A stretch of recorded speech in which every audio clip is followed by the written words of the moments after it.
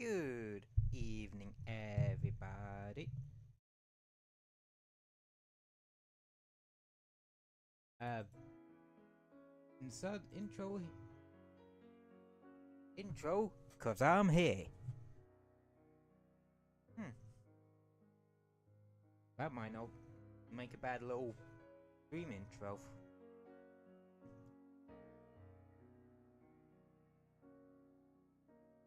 And I immediately forgot it. Bollocks.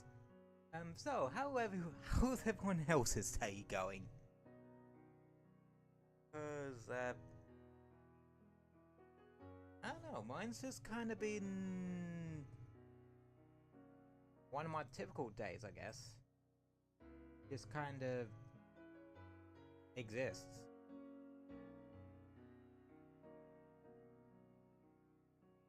You know, when you have those days where nothing much of note happens,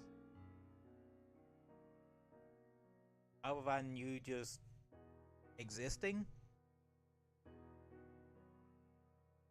Yeah, it's been one of those kinds of days. Which, ain't a bad thing.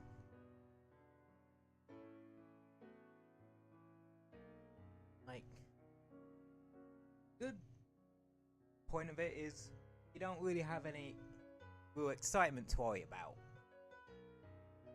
Bad thing about it is you have no real excitement in that day. Bit of a odd juxtaposition. Why do I say all these big ass words when I can't pronounce half of them properly?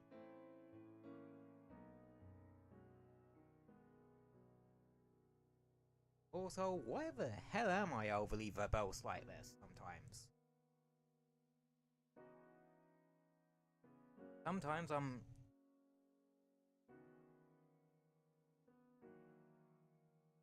probably as stereotypical a Brit as you can get with my language. Other times, I'm a goddamn thesaurus.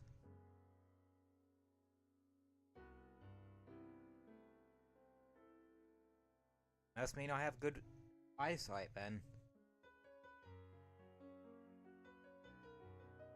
Because in the question of, do you think he saw us? Forsooth, saw us.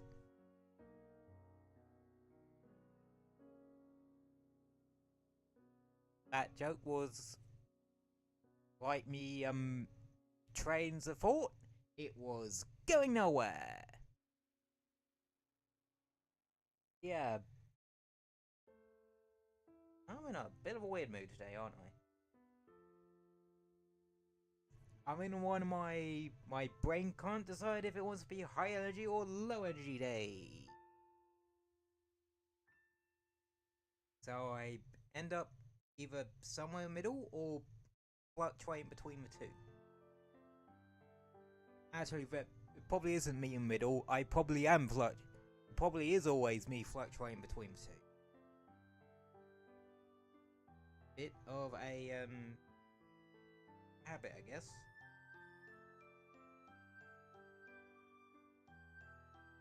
A lot of things happened. Oh yeah, I was playing Crossworlds earlier. And I finally got my I actually got me first S rank in a time trial. It was only at Sonic speed. And yeah, I just randomly got an S rank whilst going for A ranks. You know, for the trophies and shit. Speaking of which, yesterday they randomly dropped a trailer saying that the Minecraft DLC, well, the first bit of the season pass, the pay DLC, Minecraft bit, is literally coming out tomorrow. Or at time of this stream, about 4 hours 21-ish minutes.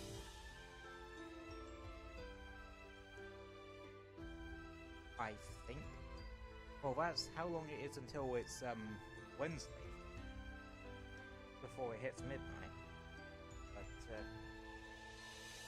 yeah, so. But that gives us plenty of time to settle our beef with a different robot named Omega.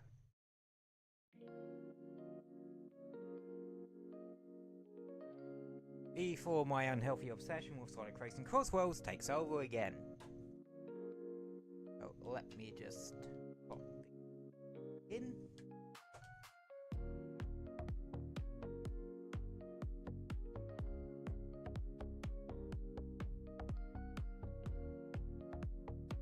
And load up the thing.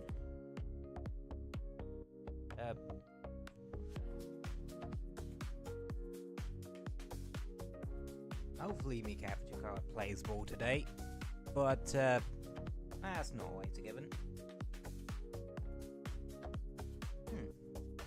Have I thought about getting a new one of those? Like, new capture card me. I honestly don't need a new capture, if I'm completely honest.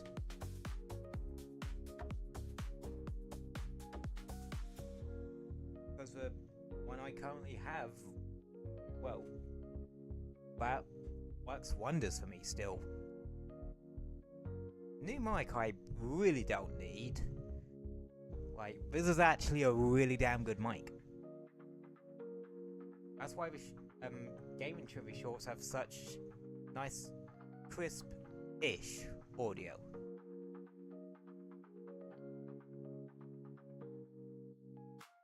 I really need to actually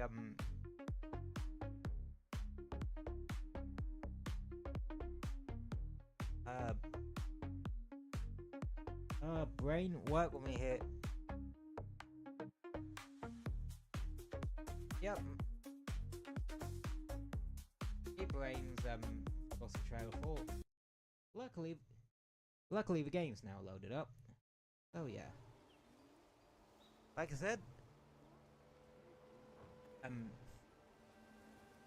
we're settling our beef with Omega Palenta today.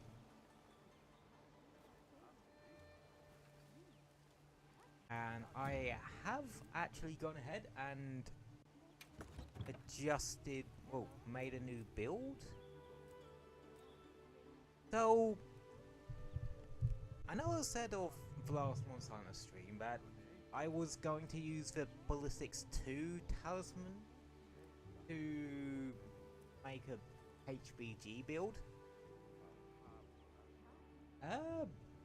I couldn't really get it to work thing-wise, but I did have one with Divine Blessing maxed out for it, so I could use the Artfeld Waste.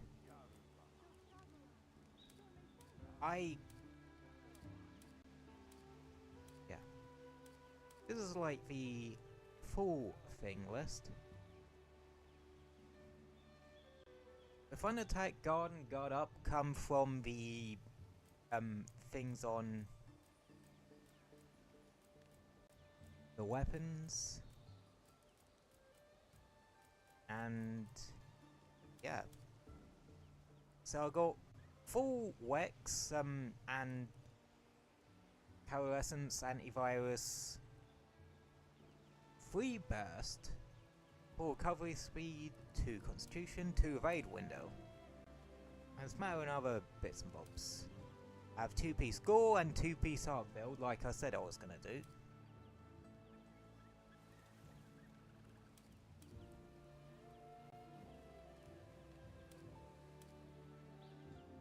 And I just realised I have a sodding diversion skill as well. Yeah, I didn't think about that. Okay, what is actually pausing? Oh, it's the Mizu legs. I knew I should have gone with something else. Oh well, I can always adjust for set later.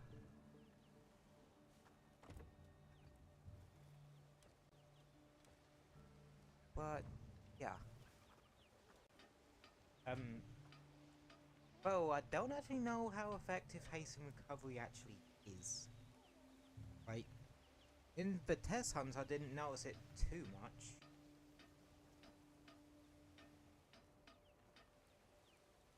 If I'm completely honest. Oh,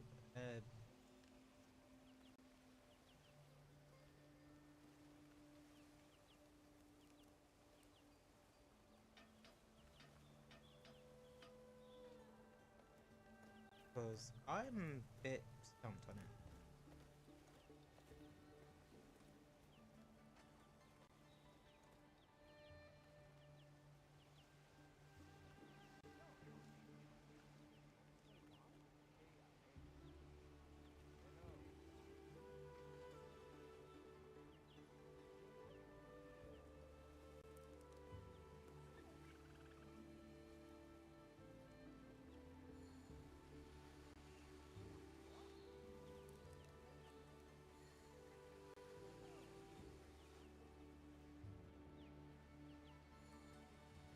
Yeah, I think it is meant to work like something akin to health recovery augments from World or something. Oh yeah. Yes. I also found something interesting about it about the Omega fight. Some people say it's actually a lot better, well, a lot easier with support hunters than it is with randoms. As I have heard that some people who are having trouble with it with randoms did it with support hunters and were able to clear it.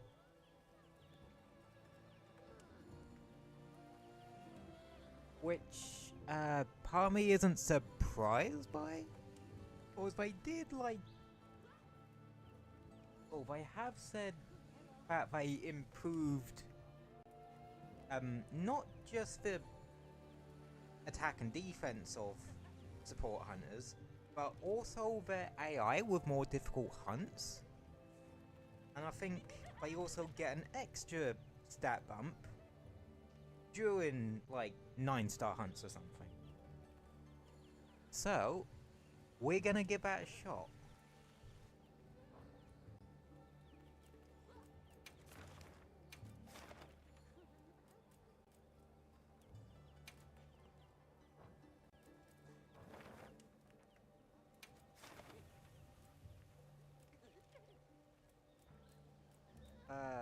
Shit, I forgot how to...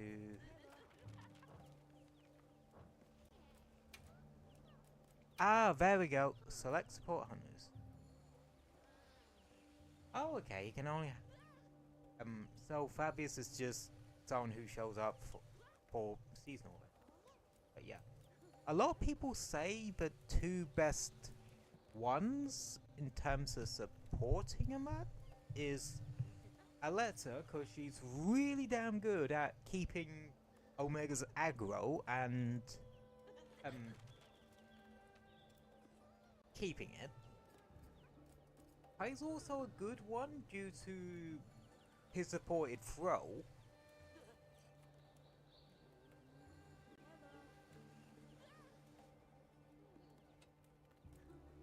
And then for other ones, well, what other ones take, it can really go for anyone.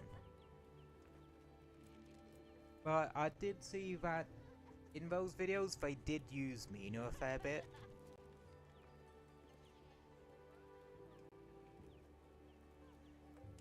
But yeah, I can kind of get that, because, well, Olivia's stuns are good, but he could have a habit of taking aggro away from Alyssa, which is good in some instances, but not so great in others. And also ain't a great fit, because I'm the one who uses my heavy bell gun.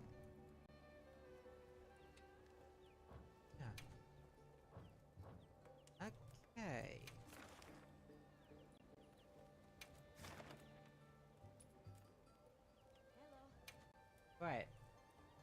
Let us see. Let us see if this works out. I bloody hope it does.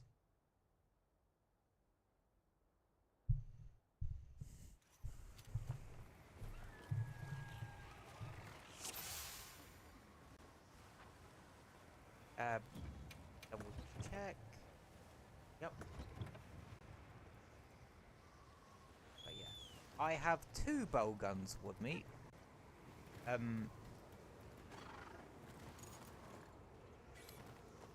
have a good story to tell. Well, 2 heavy bow guns with me.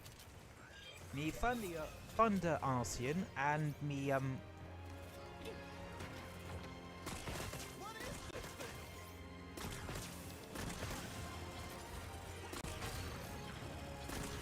Fire Arcean.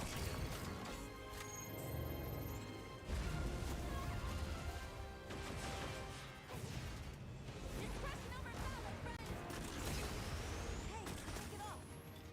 If someone draws its attention, we're certain to find an opening.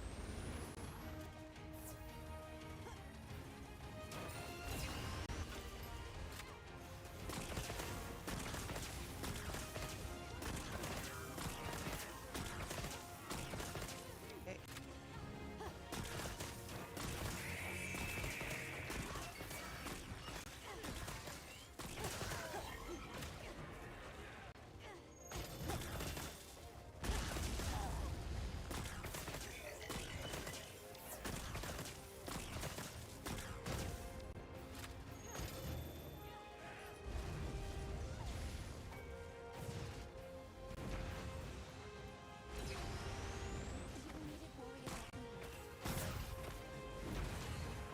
Yeah, like, see there, Alyssa has got aggro.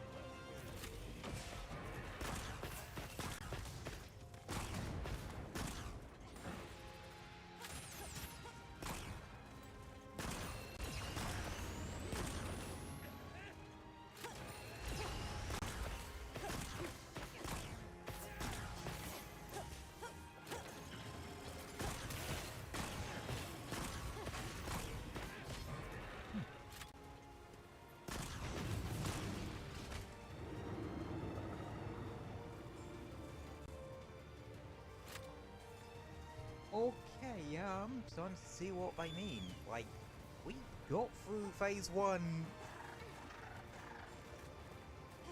in about 3 minutes.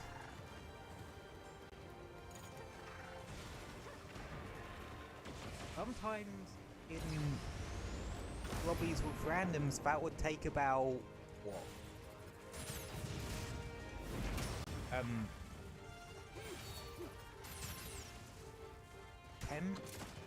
5 to 10 minutes?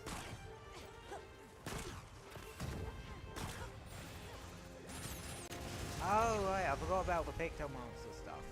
Whoops. Yeah, the Picto Monster stuff actually...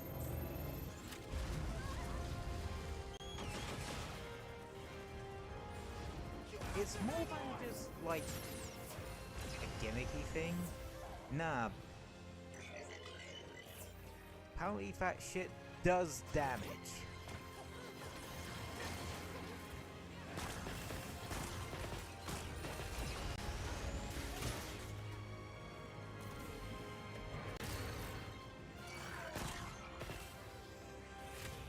Okay.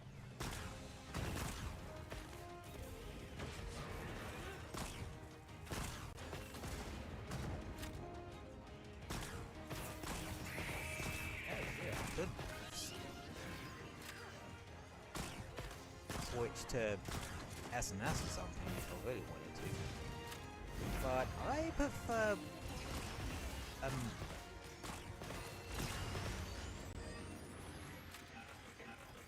HBG for this. Oh shit.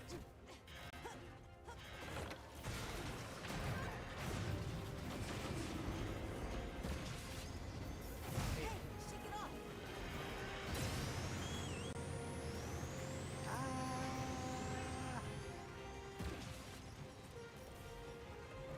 Well, that was too close.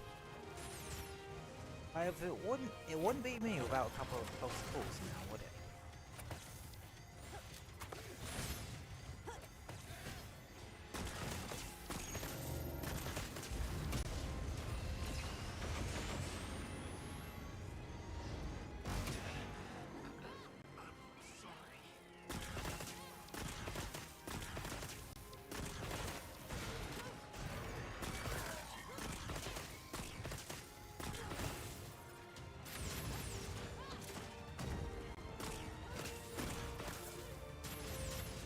Oh!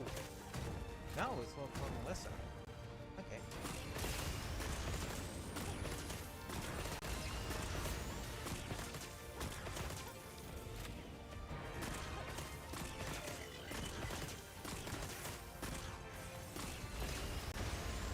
Its eyes are on me, just where I want them. I like that they have voice lines.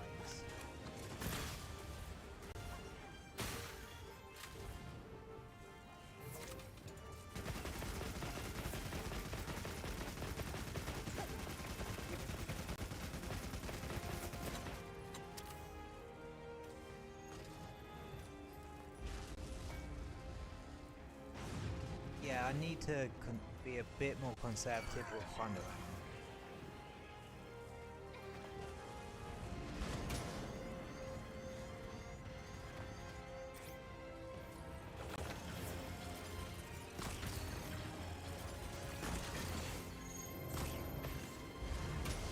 Get clear!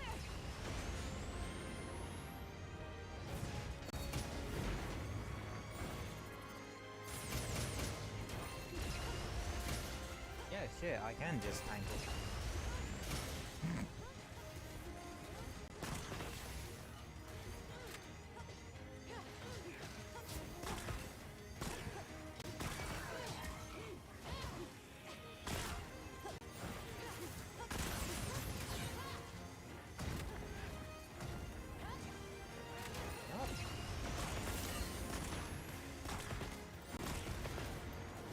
Okay.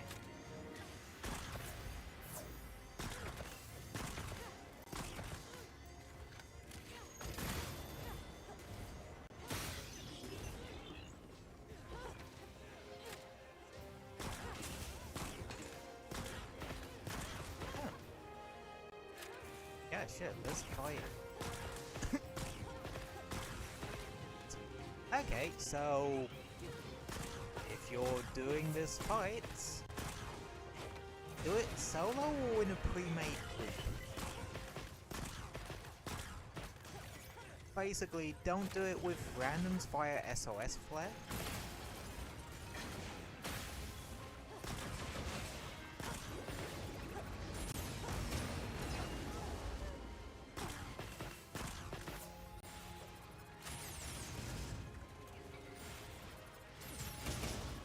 Little boost for you!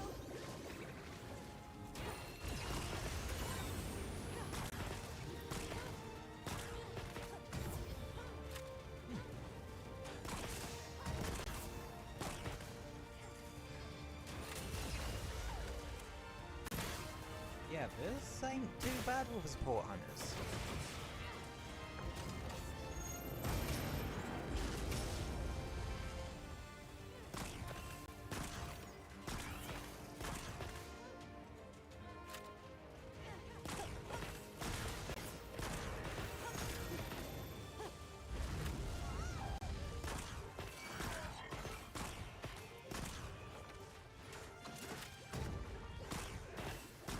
Okay.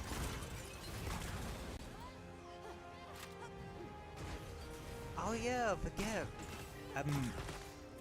If you shield against the fist, you can actually pull off a perfect guard. No, you can actually pull off a power clash.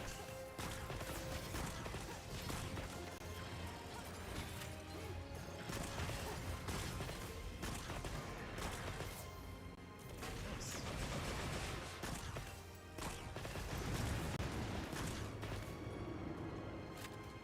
Yeah, 10 minutes and it's in area 3 now. Okay.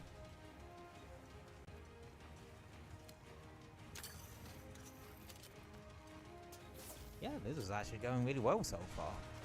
Not a single faint. I think I also have food insurance.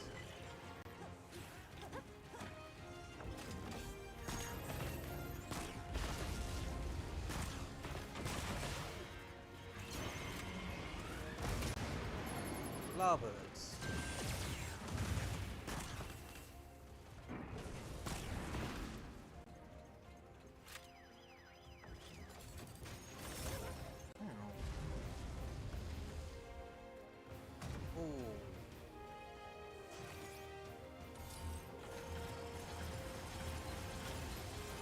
And guard.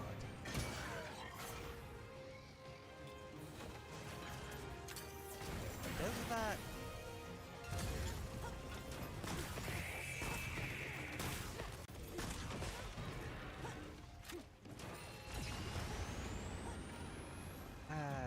Wait.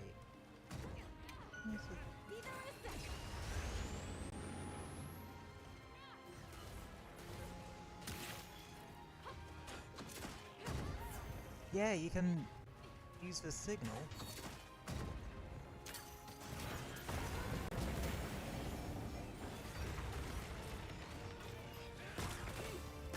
To do that.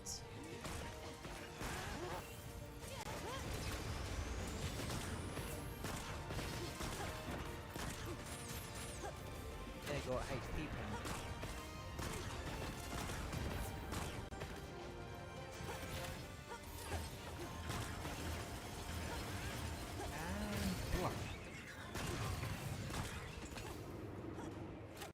Okay. Devil it all! We must fall back! Right.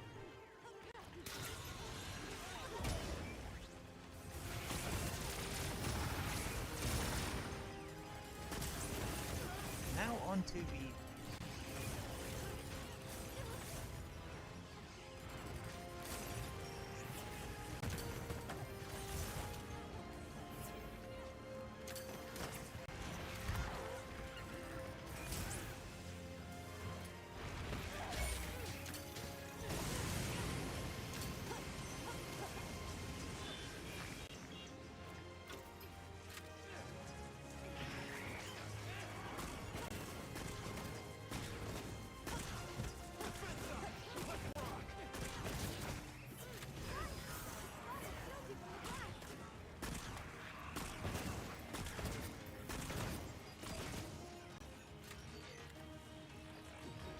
okay.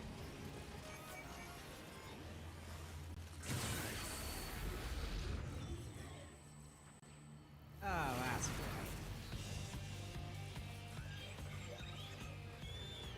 great. Okay.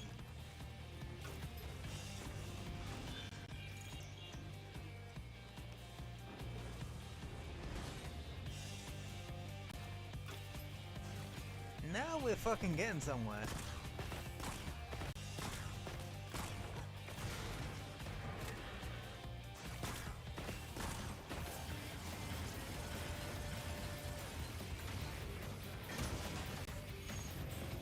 Yeah, nah, mate. I have a goddamn shot.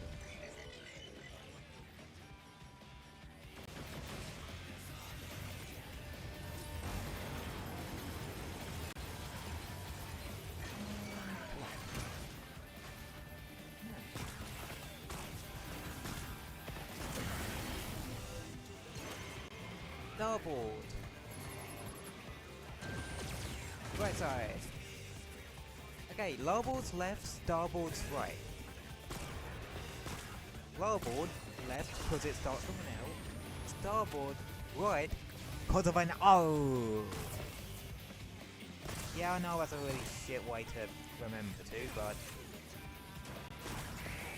okay.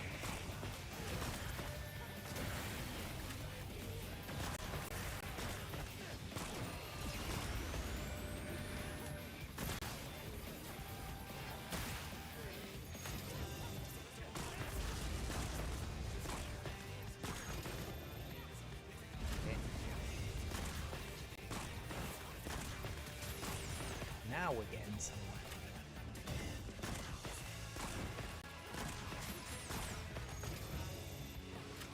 music's pretty bumpy too. God damn.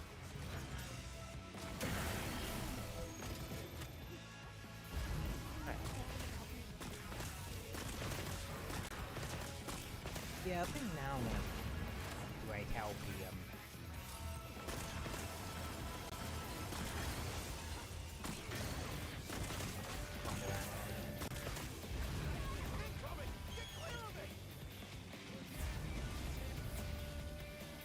Right, they'll just, the sport hunters will pretty much heal you to full anyway.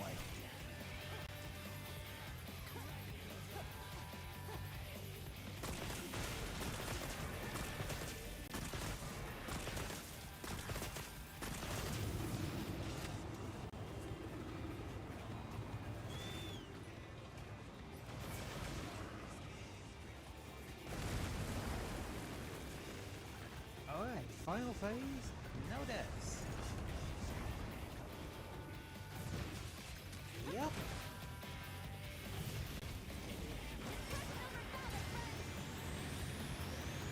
Get terrain blocked, idiot.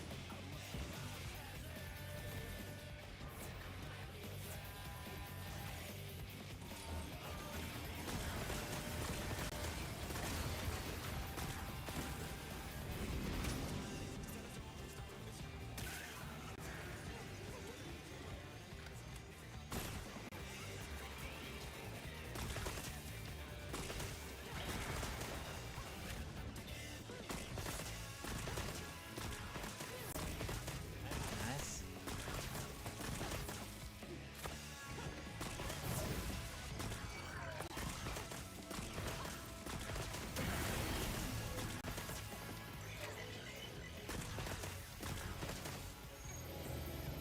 Uh-oh.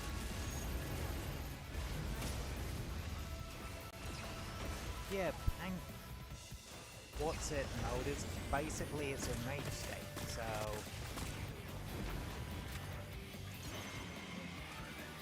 starboard. Right side.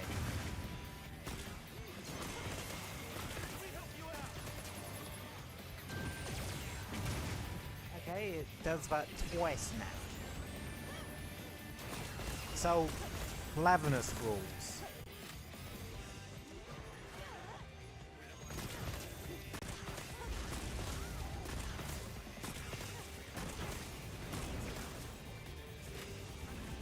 Good to go?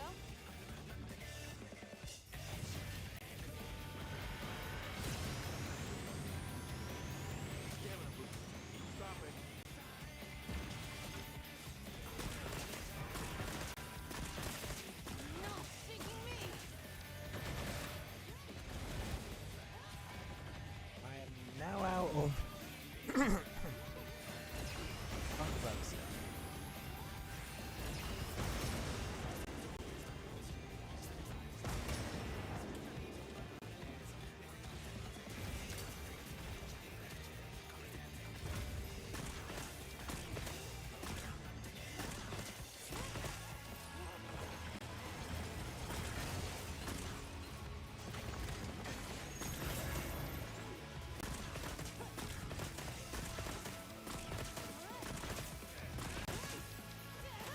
Nice.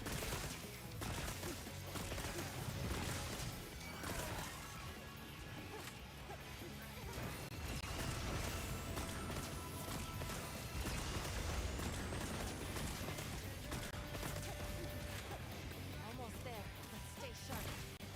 Oh, we've nearly got it.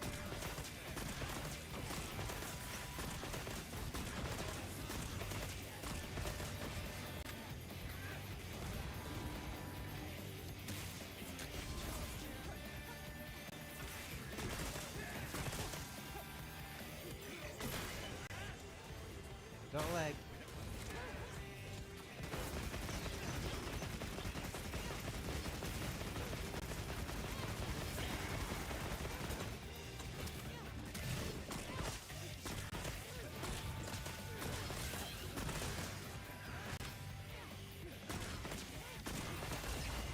Ah, now you're panicking, big boy.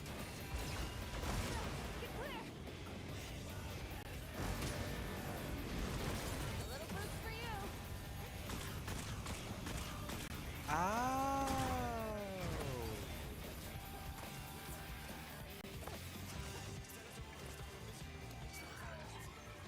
Okay, so that's how that works.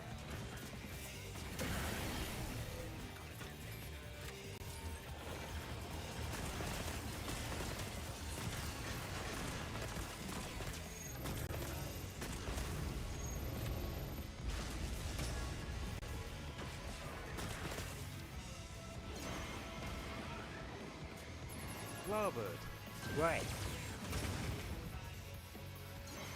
Starboard.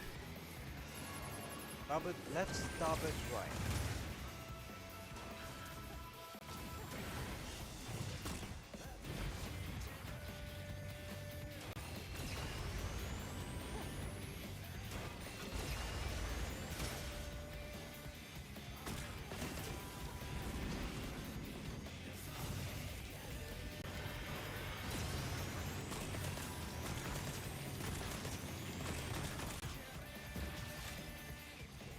Okay. Fuck yeah! Huh. Well, guess I need to go back to using support hunters a bit more often.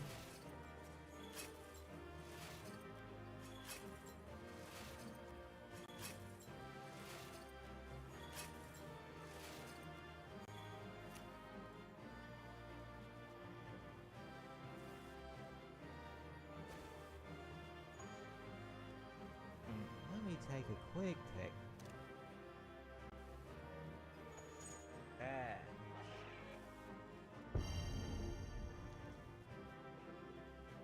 Hell yeah.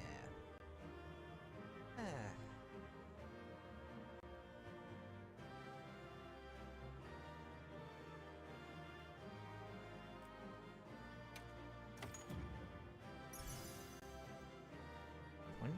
Got up handicap. Wait, ah.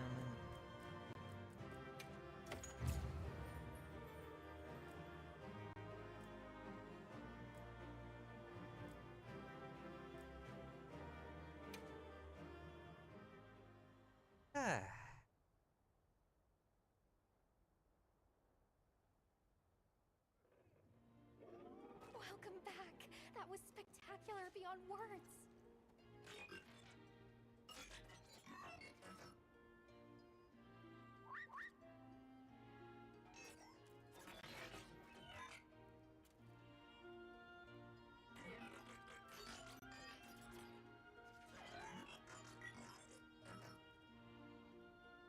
You don't regret slaying a compatriot? Who was?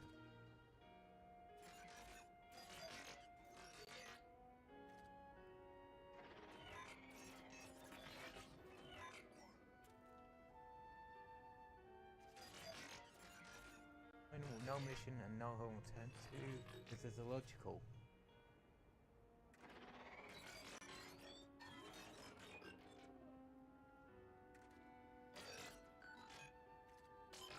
Bad things well violent irregularity. Such means that travel create warps in space-time that can lead to the recurrence of past events.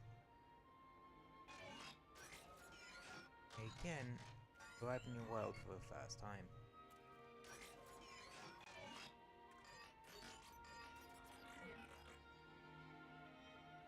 Thank you for agreeing to help us so soon after your long and tiring journey here. We couldn't have averted this crisis without you. A fact the Hunters Guild won't soon forget. May our paths cross again one day.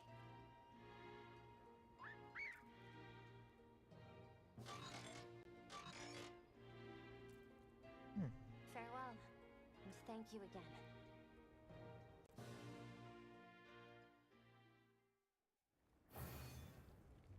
And yeah, just like that.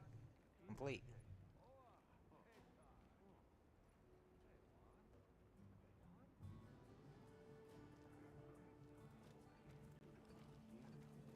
Well, back to the usual shit, I guess. Welcome back. Can I help you with anything? But we now know that A, support hunters are not a bad idea every so often.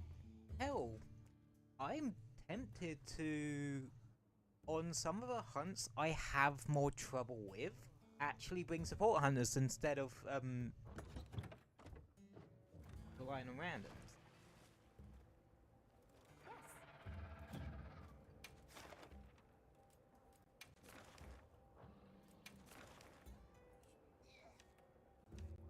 Good job, not. Right. Yeah.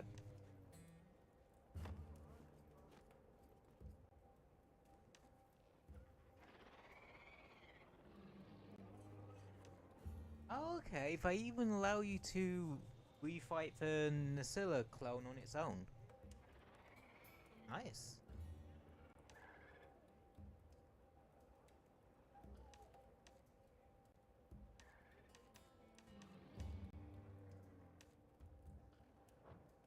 Yeah.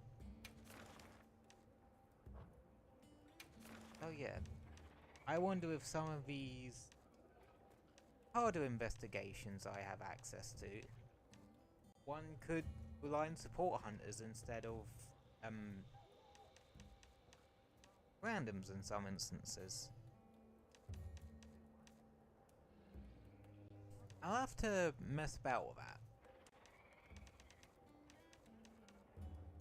Hell, it might even make farming for Thregios or Lagiacrus equipment a bit easier.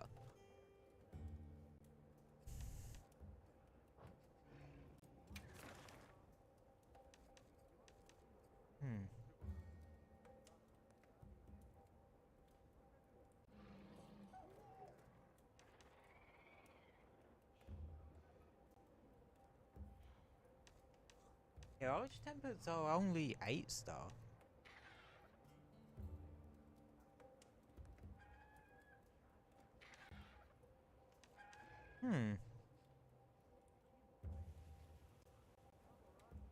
Okay. I might have a fiddle about with that in my own time.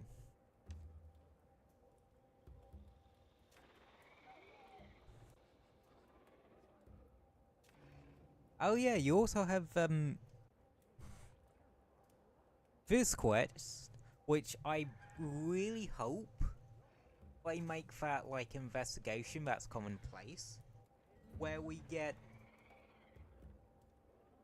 other monsters that are like, or other tempered that are beefed up to 9-star, like, because the idea of something like a tempered Chowcabra being a 9-star is actually kind of funny to me.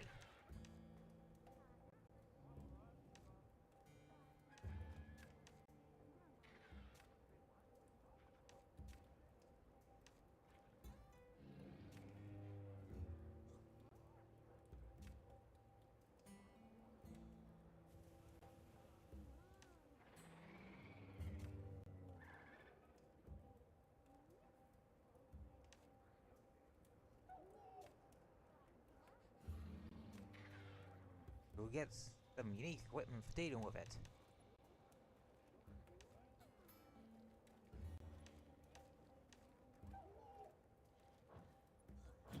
I'll be waiting here.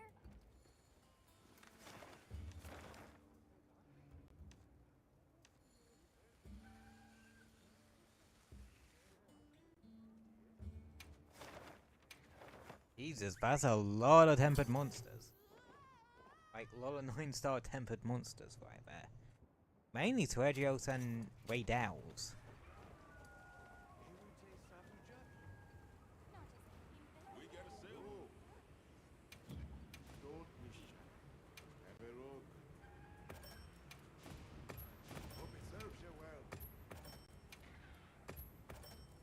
That's in all the shit.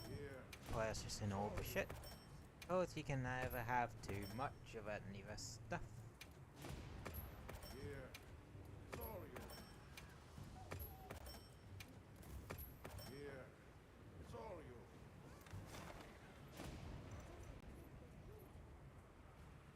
That's about long a gin, Raidal you can get.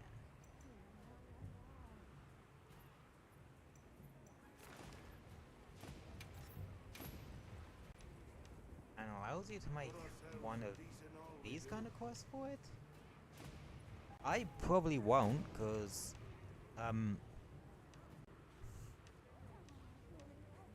if it was 2 monsters I had more confidence in fighting, then I would consider it.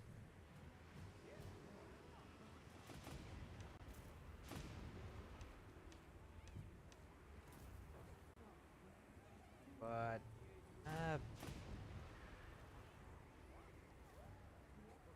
oh, cause it's like 2 of these combined. Oh no, I get how it works. Like, so if there's 2 monsters sometime in an area, sometimes you have a chance for it to generate a investigation where you hunt both of them. Okay. Like that one, 2 tempered Deshagma, cause there's 2 tempered Deshagma on the thing.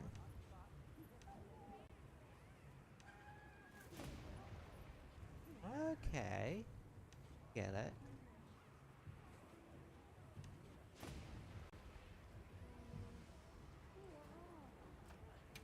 Ew.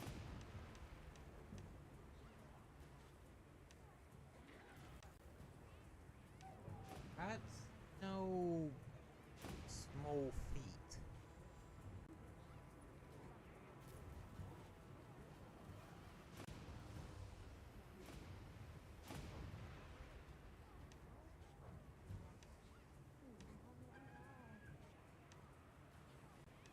And it probably wouldn't be a great idea considering that my current set has diversion. Meaning I'm more likely to get attacked. I know I have a heavy bow gun, but not sure I could survive quite that much of an onslaught.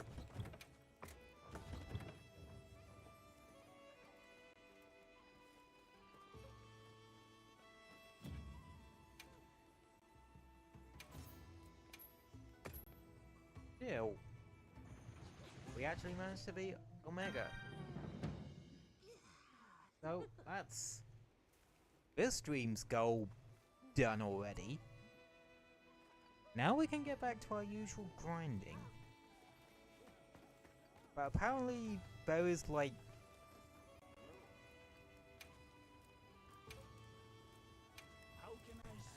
isn't the new weapon a greatsword or something? Yeah, the Dark Knight's one. That kinda sucks. I don't use greatsword. Only time I've ever really properly used it is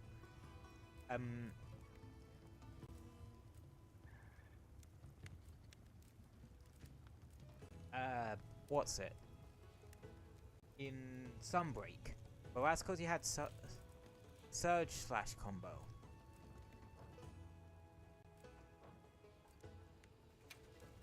Well, the armor. Because apparently there's like 2 different Omega sets. Yeah, the Bale armor.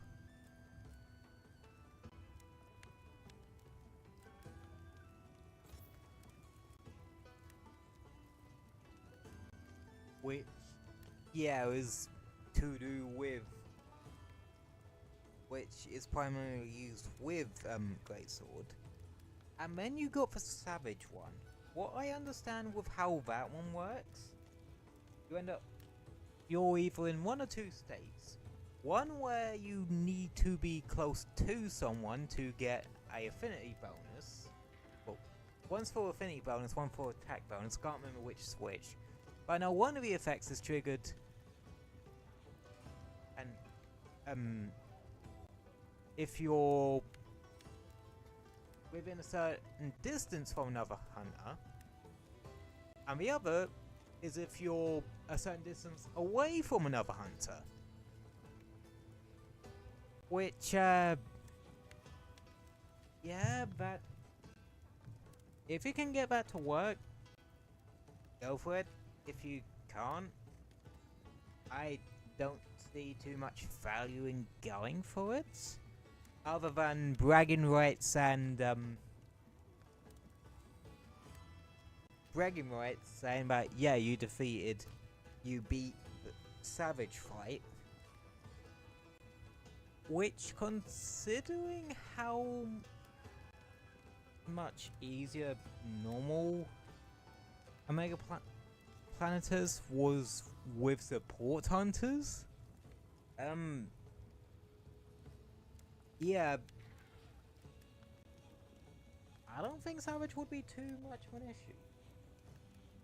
It would probably be like any other 9-star fight, really, but just for Omega.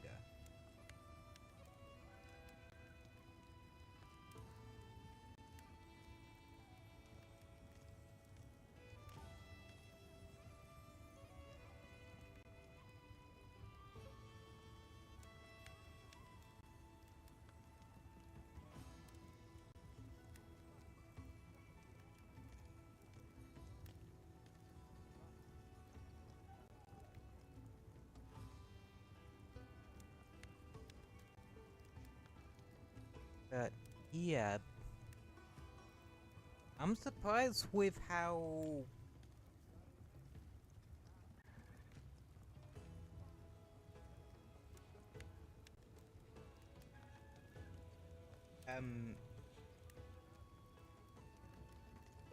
I am just generally surprised how much the support hunters actually make it.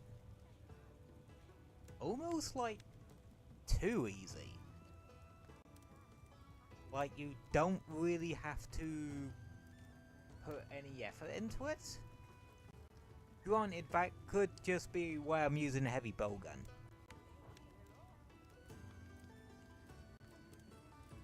Some of them require the axles and the nodal. Individual sets double damage percentage. Oh, the what? Individual pieces aren't bad? That's good for the slots.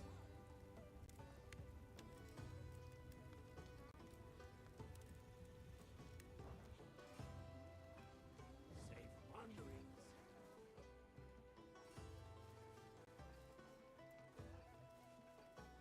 Yeah. I wonder what everyone else is.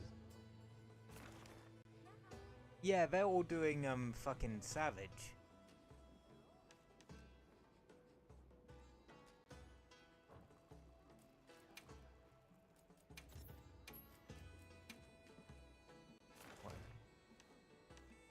Yeah, everyone's either doing Savage or Arch-Tempered.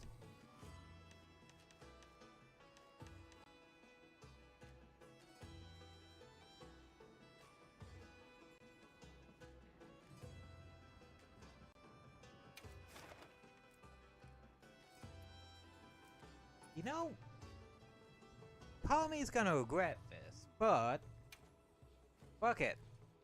Let's fight the Arch-Tempered Fish.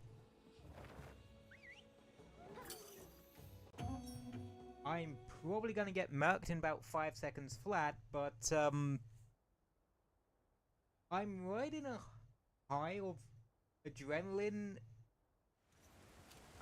and Monster are we after this time? caution to the wind. So, fuck it.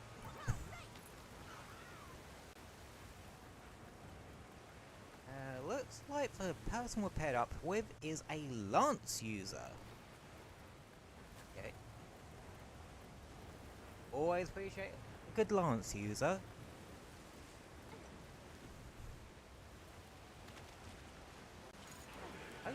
I should have brought my Blastian one.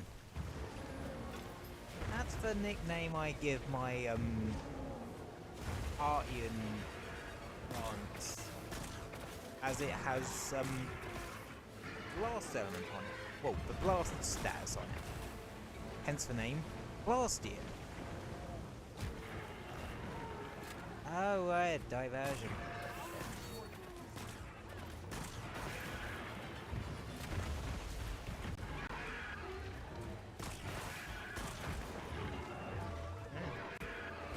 Oh, I just... Oh, I've got a giant arse shield. And it's not like it's going to be on my arse all the time.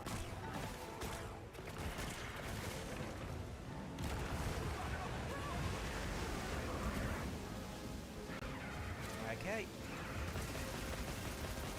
Into the fleshy bit we shoot.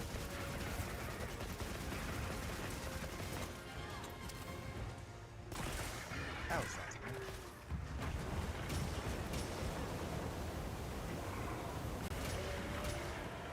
Jesus.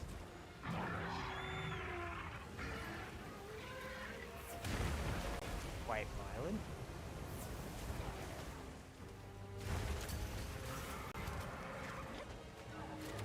So I appreciate how it goes, man. The flash bomb makes a good distraction so I can unload the clip on him.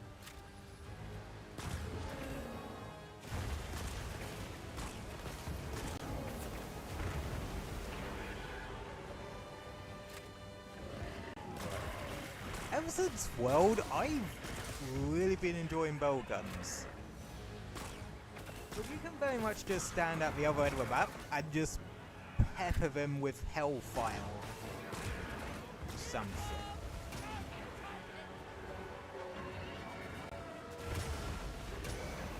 And when with heavy bowgun, you have a shield that tells the monster, you don't give a shit.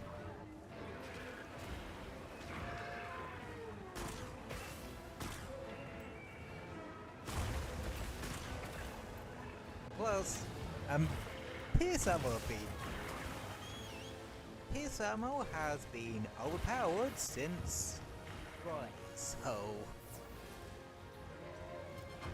Though I would say in Rise, light bowgun was better than heavy bowgun.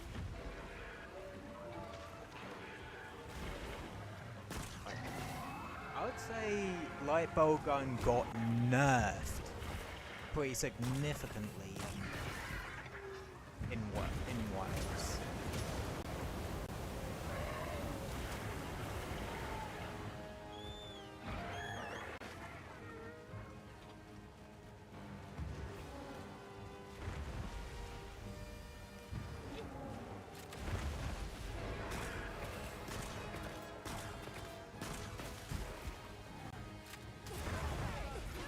Okay, that does go through the shield.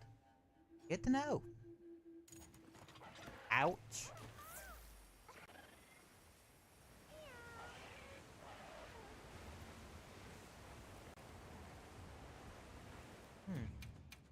That's okay. Worry about it. That's okay. No worries. Well, that went a shit in about 5 seconds flat.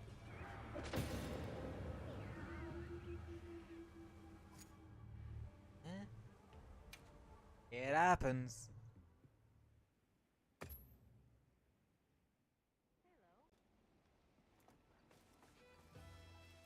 Well, bollocks.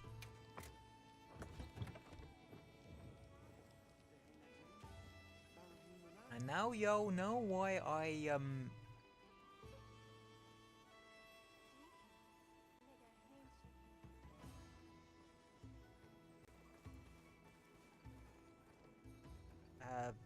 now y'all know why I don't really go after Arch-Tempered that much. Still.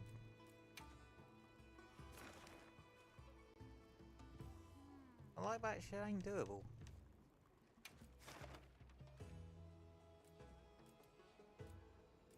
Right, I want to fight the 9-star tempered monkey to see how that feels. Didn't they also buff Oofduna? Oh, Noodle? Noodra?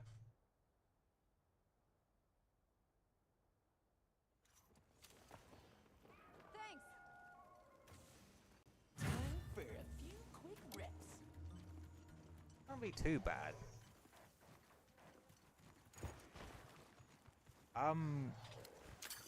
Well versed in Blagonga fires at this point, so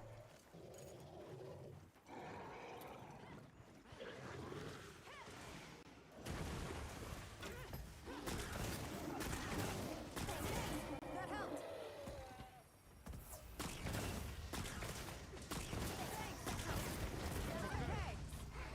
oh, okay then. So that just bloody happened. We've been given more Okay, yeah, 9-star. What the fuck did I expect with that? Jesus.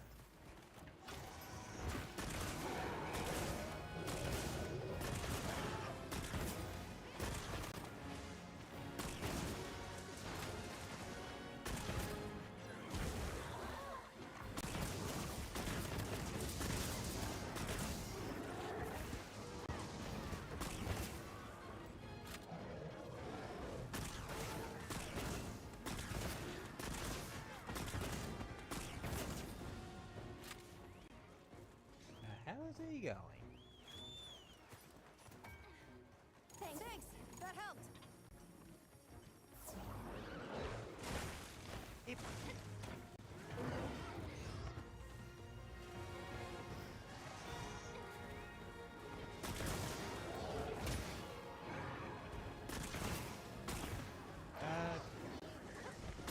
Can anyone remember what Ray Dow's weak to?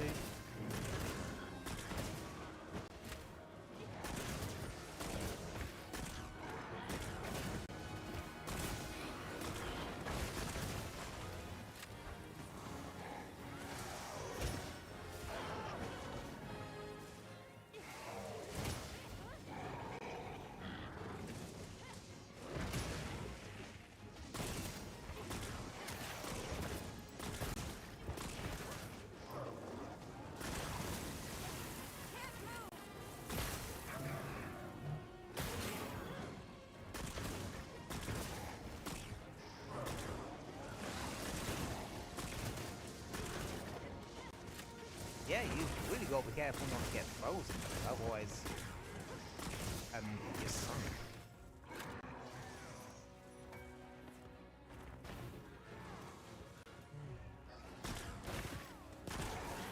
This isn't as useful against Blagonga because it's a smaller monster. Like, rule of thumb, the bigger a target is, the more effective, yeah,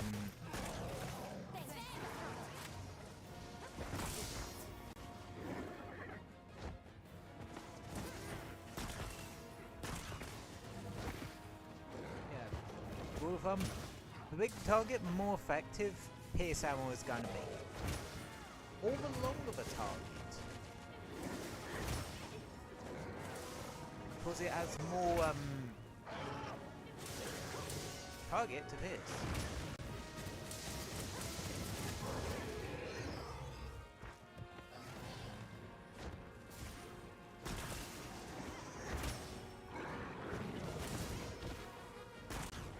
Yeah, I'm really giving this set that it doesn't activate the diversion skill.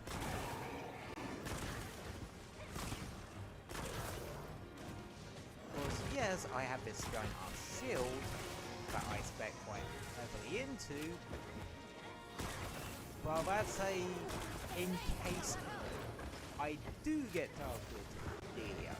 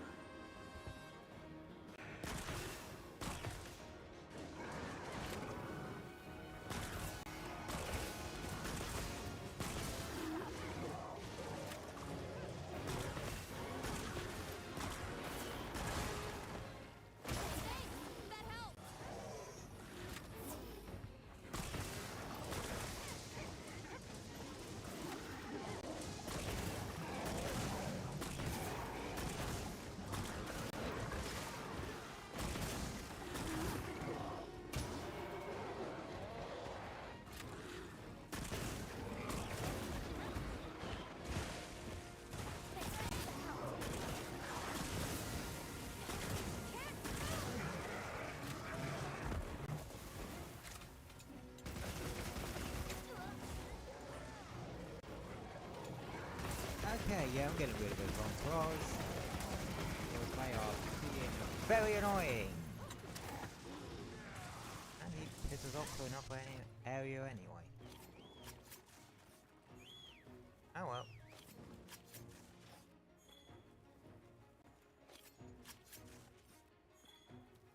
The monkey's definitely got a certain...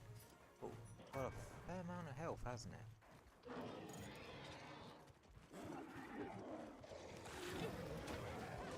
The only thing about elemental pole guns is that they burn through their elemental ammo really sort quickly.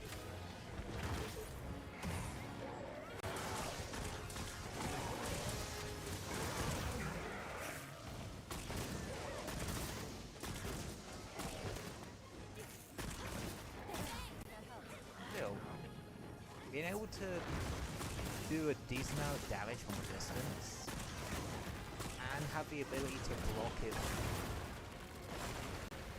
if needed is useful.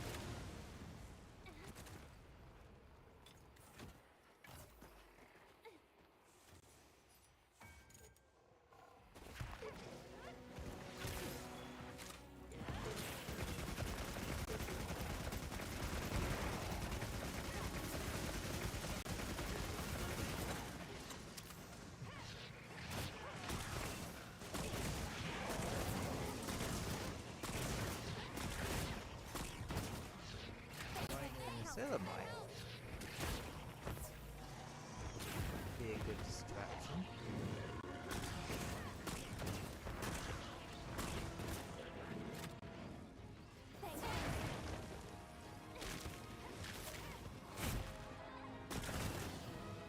Especially if it also can poison it too.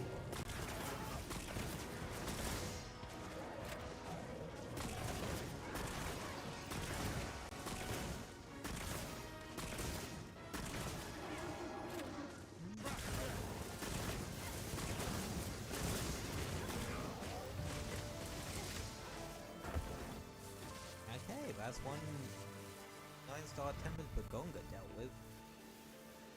That fight's not that bad. It can one-shot you though, that's the thing you gotta be careful of. But a lot of the 9-star monsters could probably one-shot you. It's one of my issues with this game. There are a lot of monsters that can flat out one-shot you, which isn't the nicest feeling in the world.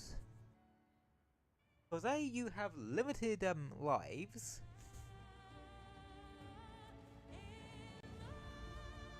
So yeah, again, one shot is very much in the... You feel like you're a detriment to your team. But also,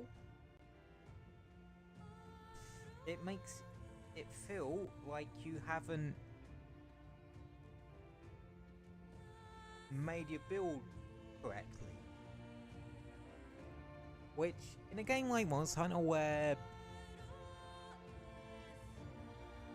a good chunk of your time is going to be spent on your build crafting, it's not a nice feeling.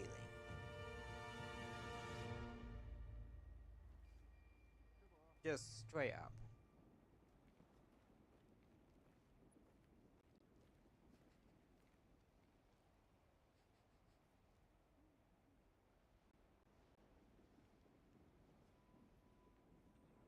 But, hey, that's how it is. What was that? The, Zelshia lance. That's really pretty.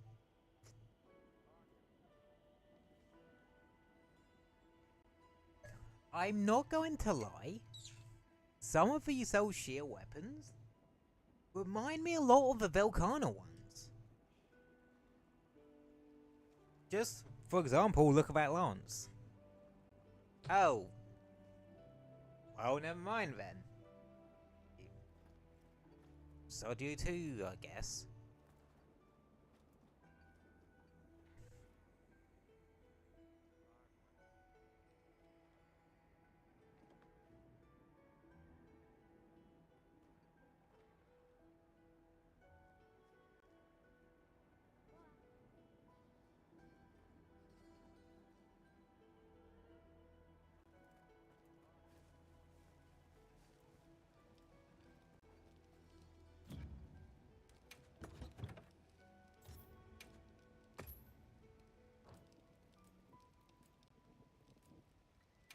I forget I have both.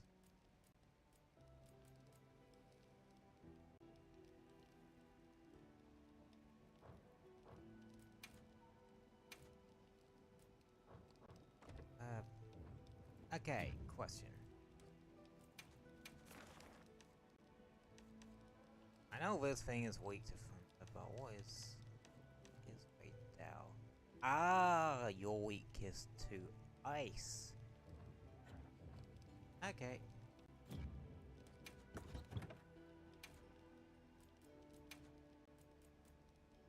Well, ballsy enough, I could try and take on.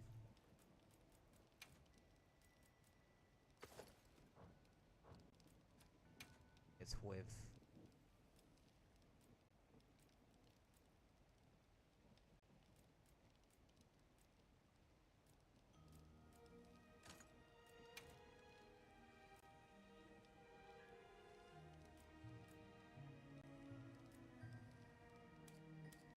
Oh, yeah.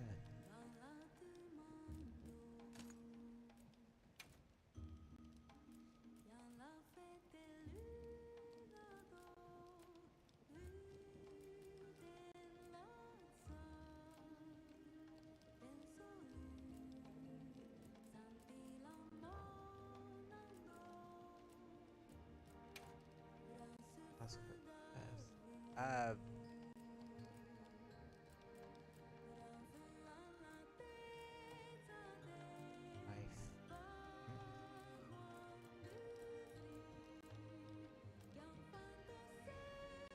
Do I not have any iron ore? No, it's shield ones I want anyway. Yeah.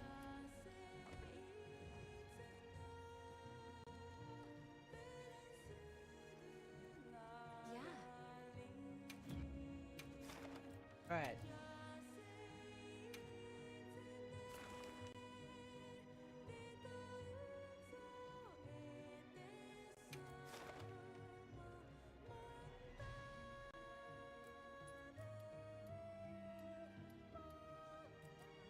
This is either going to go really well or really badly.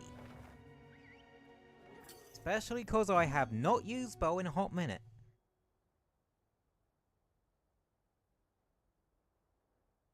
But that's why I have the lance.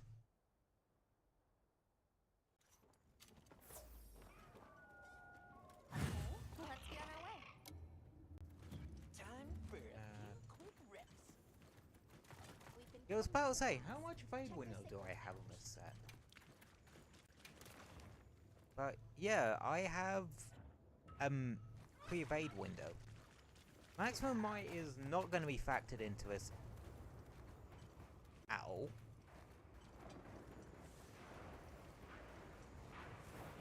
Hell, if I ever get into like dual blades, I might make a dual blades bow setup, or something that works well with stamina heavy weaponry.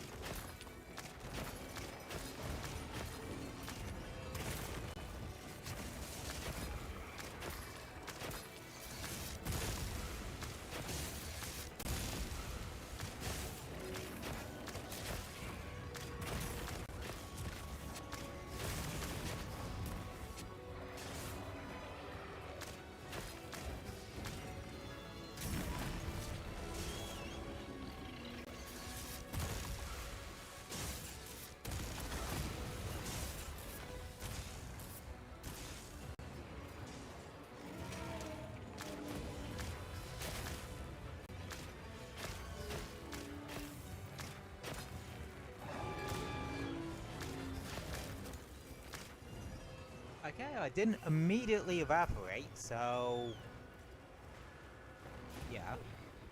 Thanks, that helped. I remember how to bow.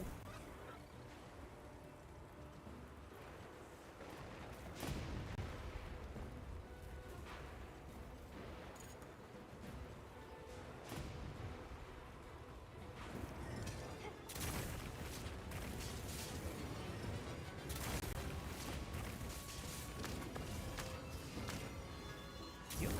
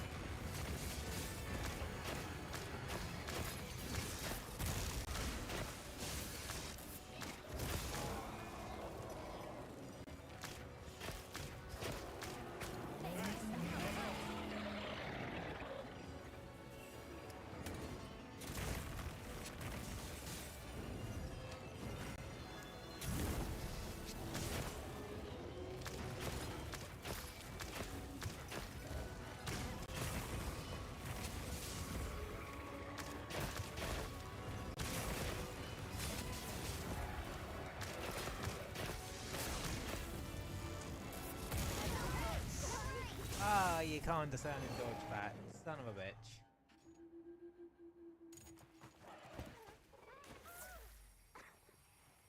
Well, it was worth a try.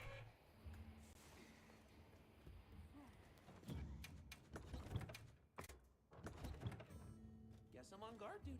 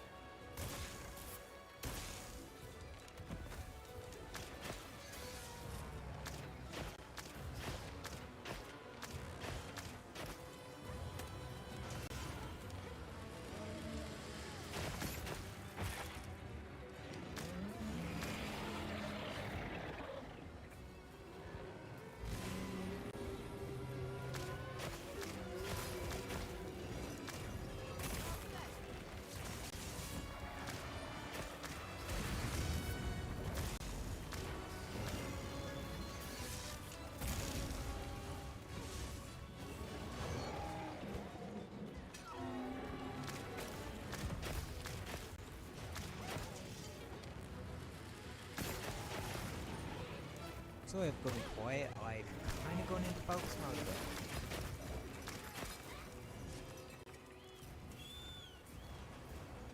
Like, these Arch-Tempered fights are no joke.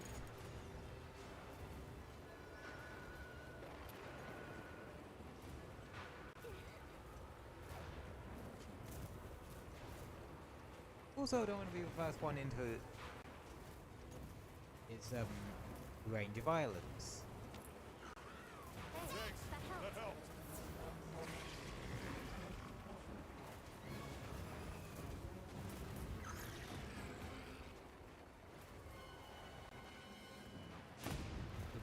Oh, it just gets struck by lightning.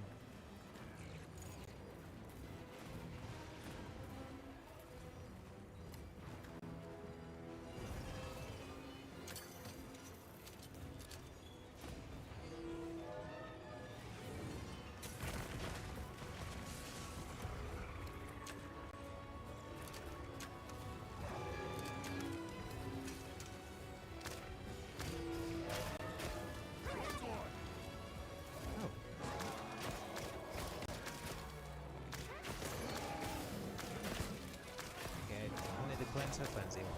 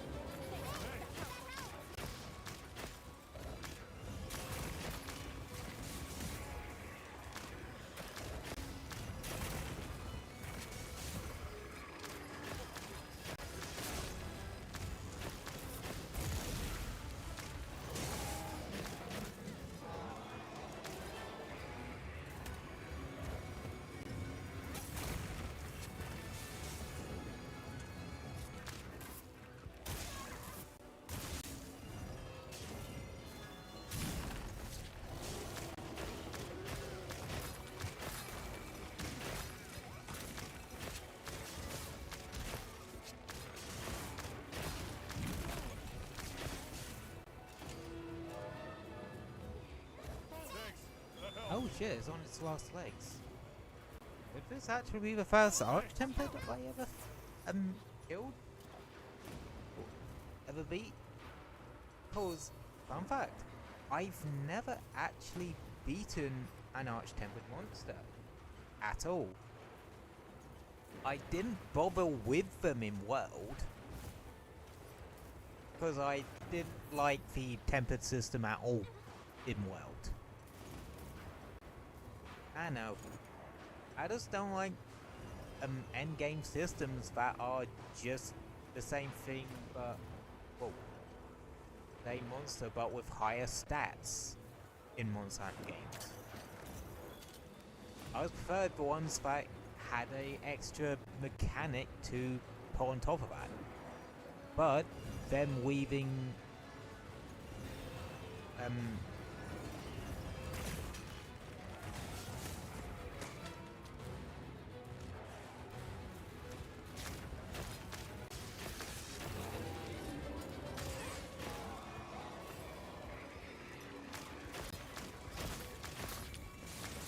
the wound system into Arch-Tempered, or into Tempered monsters.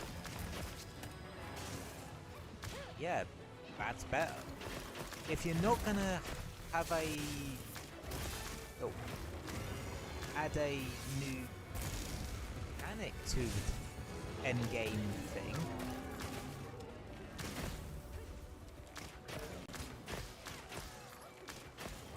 weave it into the game's main mechanics, like main unique mechanics.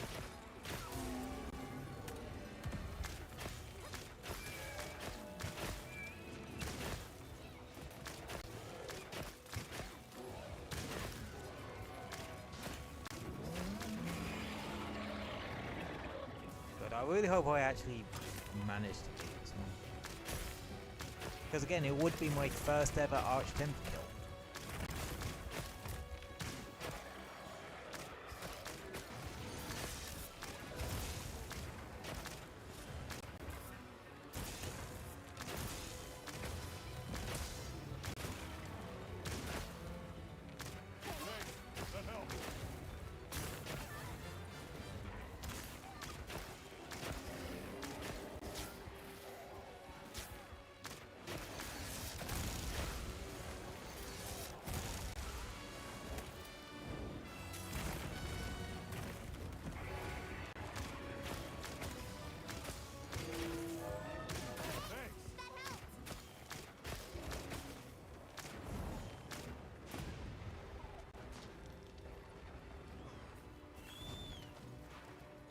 Nearly there.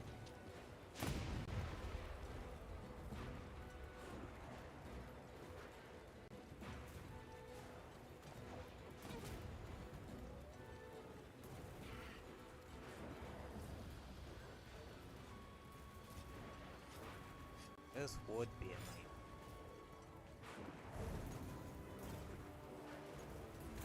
I'll transfer the materials I gathered into your field pouch. Have a look at them later.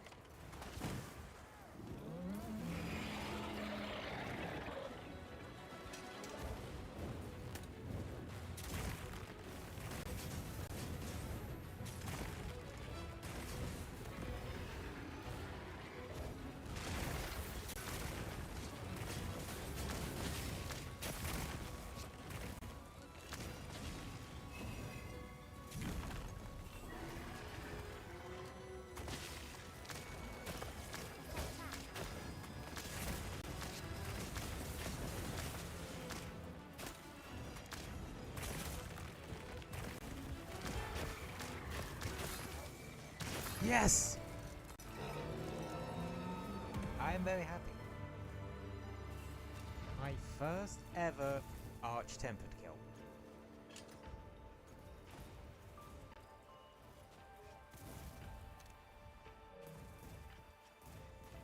This fellow is appropriate. Trove of new data.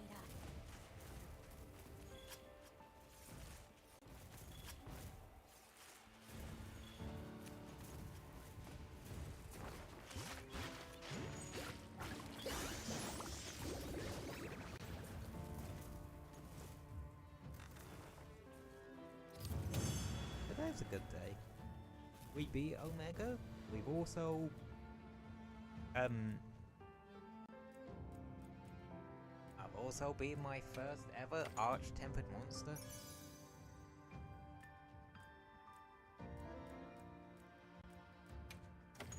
It's good.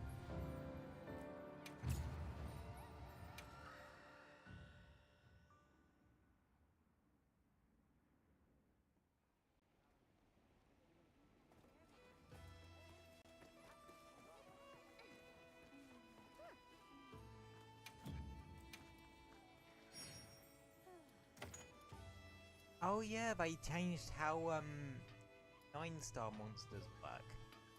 Well, or at least the bounty for them. You need to hunt 5 of them, and you'll get 3 silver talisman tickets. Well, this resets I'm guessing at midnight. Okay, so technically the weekly reset for that is on a Wednesday for me. Right. I'm here if you need me. Come on over. And that means I have access to, like, yeah, the 80 Raidel set. The gamma. Fucking hell.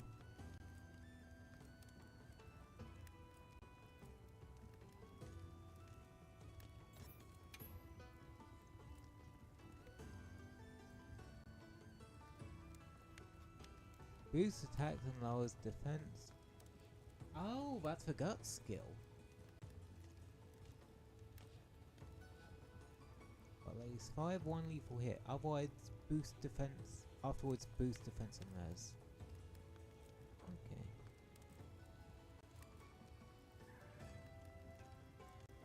Damn, that ain't a bad set. Like,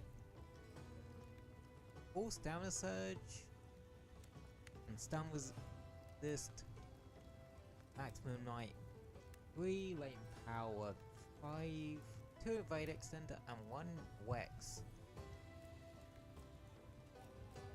But considering the frankly staggering amount of slots, 3 slots it comes with,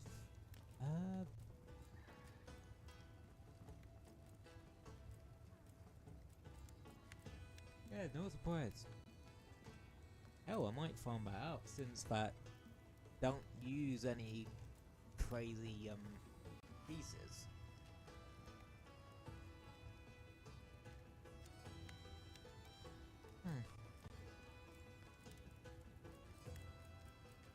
But the bio armor ain't bad either. Like, can't see the pieces being that cool. Same with the Savage Omega set.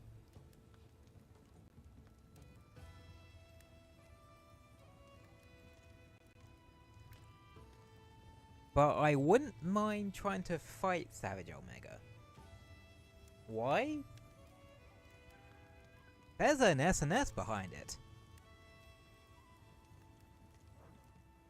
So, of course we're gonna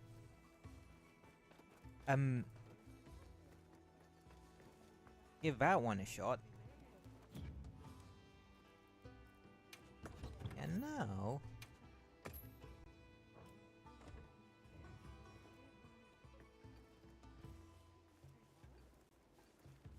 you think since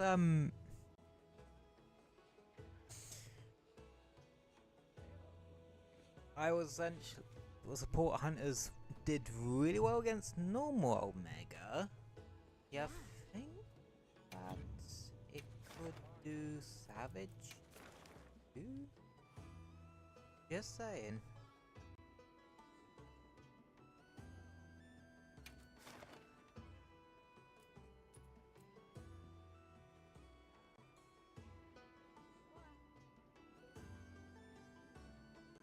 Well,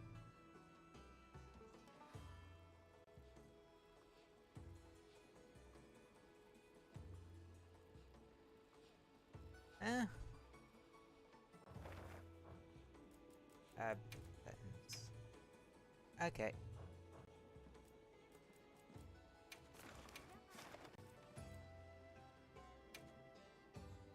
Right, why not? We defeated normal Omega, and we just defeated an arch-tempered Raidel.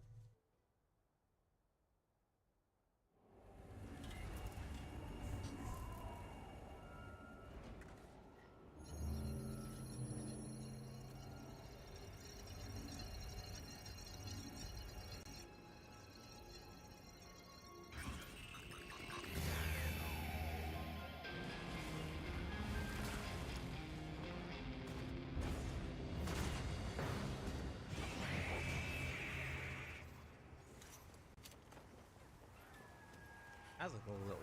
Now commencing quest by order of the guild. I'll head to the target first. Omega Prince has returned. It may have a similar Yeah, that is in the hut. I need to talk now. Why is the face in music? Let's begin then. It's crossing over Valor, friends.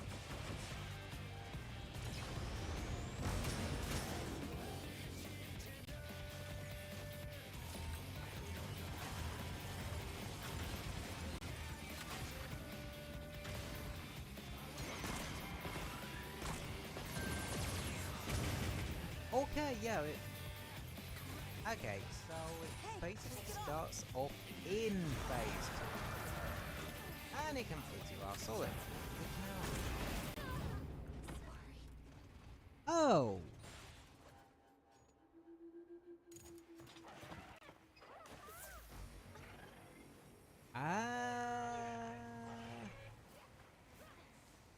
More supplies have been added. Well, I think I might have gone a bit overconfident here.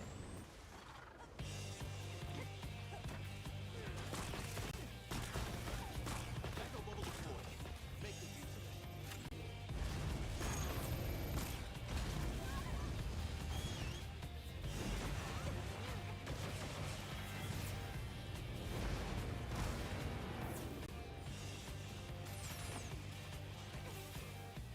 Now, have at it!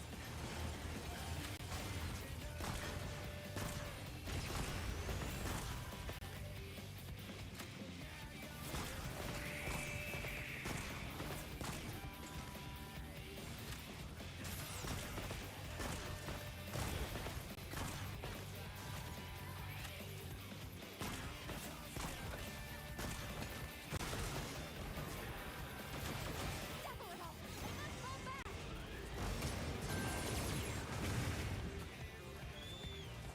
Hey, shake it off!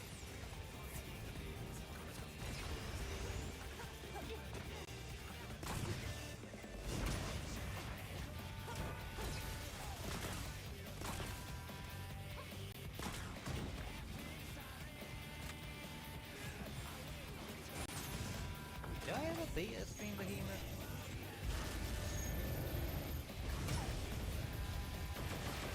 I can't remember.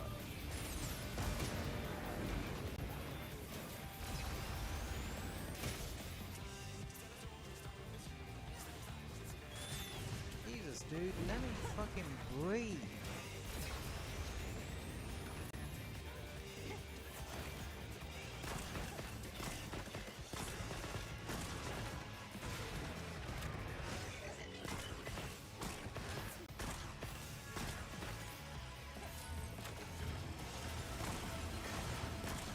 Like, I like fights with a bit more bite, but I also like ones that allow me to fucking breathe for 5 seconds.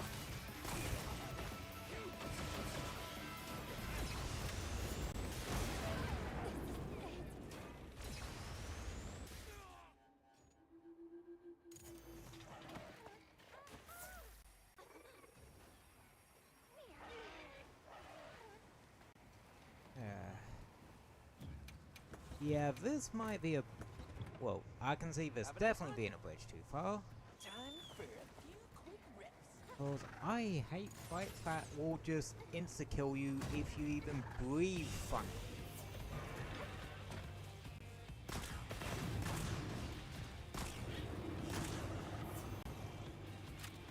We ain't surviving this.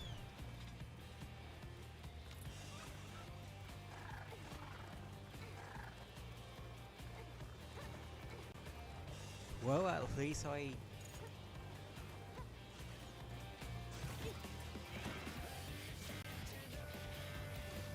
Yes.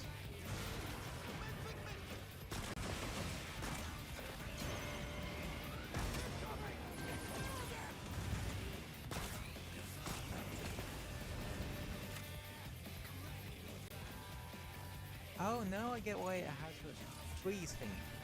Because where it sort of replicated Ginger Heart, it gained that ability.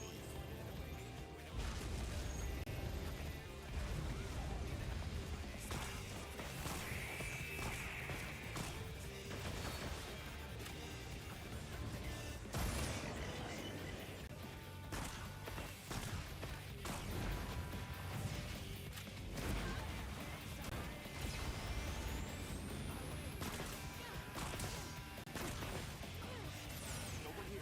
This echo bubble will fortify you.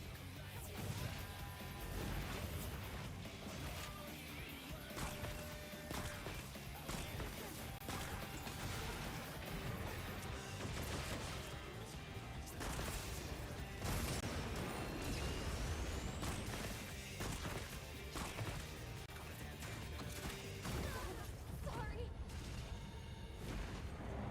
Well, so bad.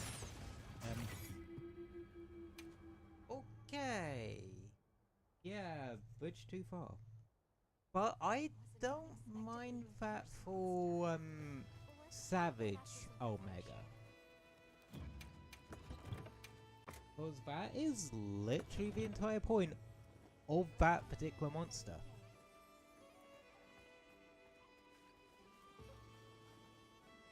Yeah. But it's meant to be like that. Beating it is essentially meant to be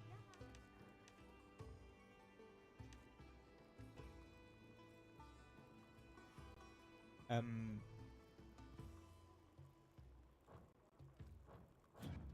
course. Come back anytime. beating it is meant to be an ultimate showcase of your skill. So I don't mind not being able to beat Savage.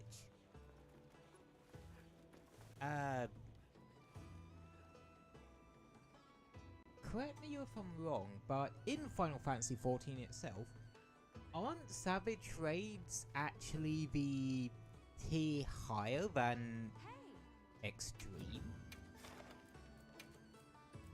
I can't remember.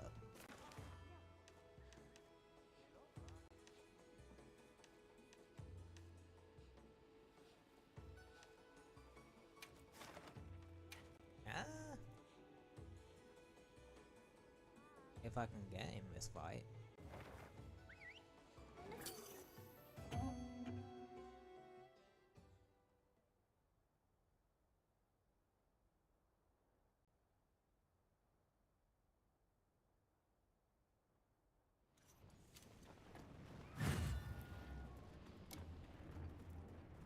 Okay.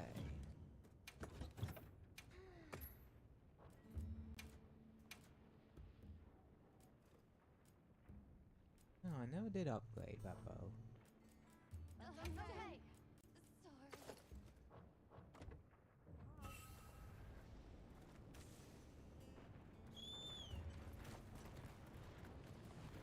Sorry. Yeah.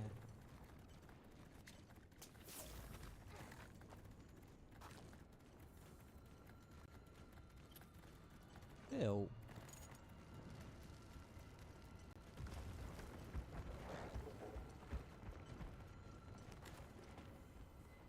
I think I'm around on base Omega. They definitely... Oh. Obviously they wanted to keep the Final Fantasy XIV mechanics and ideas intact, which... Well, in terms of the role stuff, which, yeah, kind of makes sense.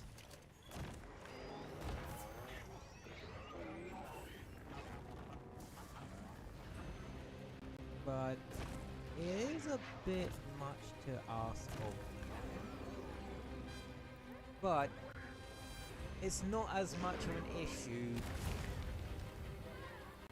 in this game as it was, well, where your only option was to either do it with randoms or get together a pre-made group. Which, yeah, weren't always feasible. But with the option of the support hunters, yeah, it does make it a lot more feasible to people who don't have friends to play it with, or just play Monster Hunter solo.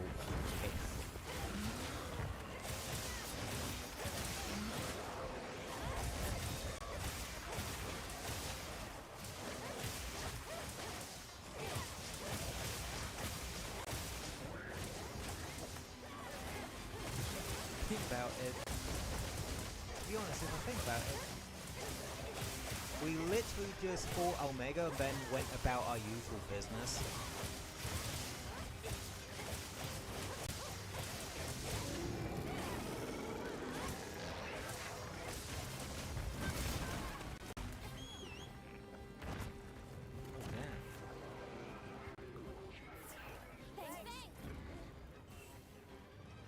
Right, this setup has shite fire resistance.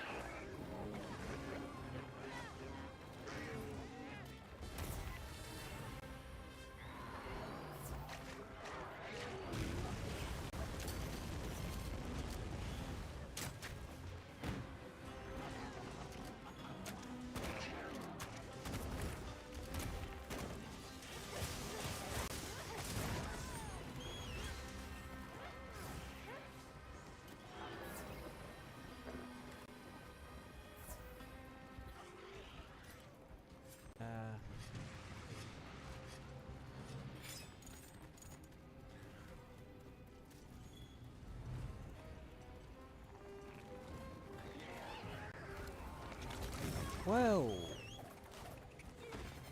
Damn, fucker couldn't wait to take a bite out of me. Do it.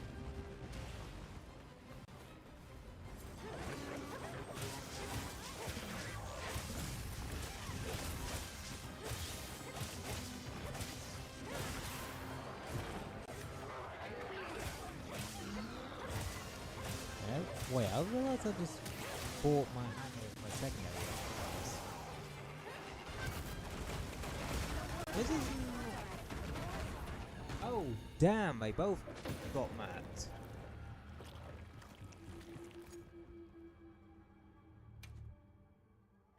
Alrighty then.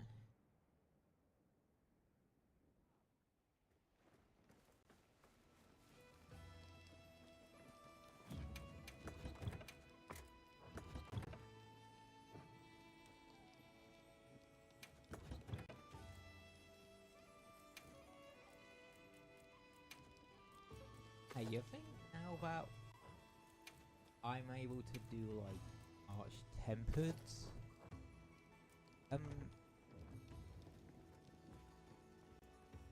grayed out like good bright 9 star radar? First one going?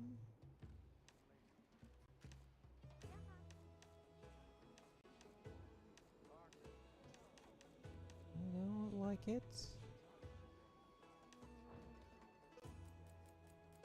Oh.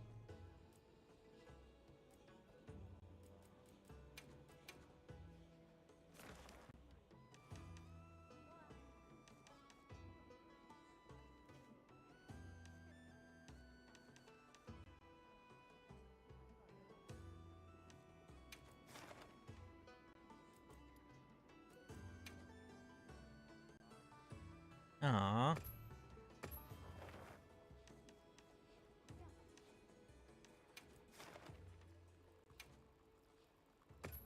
Aww.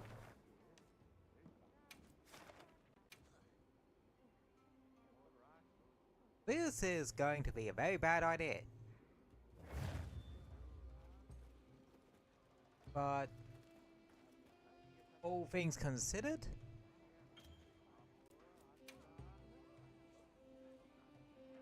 I just seem to be full of bad ideas today.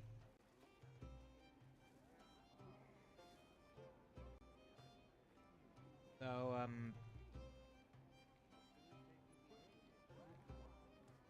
yeah.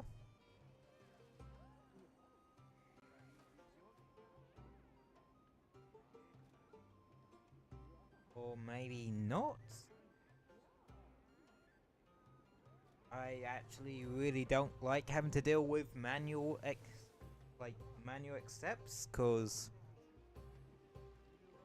sometimes a quest later that takes bloody forever to actually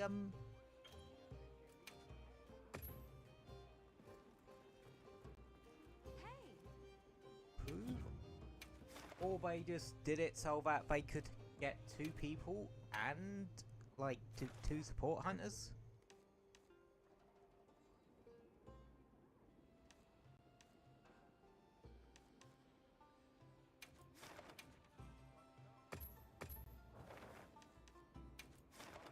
Jesus, fuck. Aww. I wanted to make bad decisions.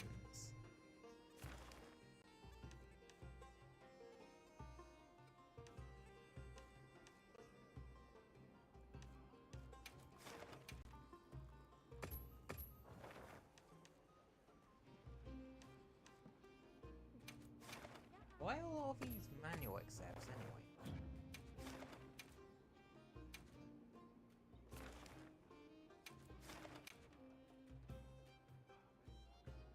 Like, just saying. It seems a bit, interesting.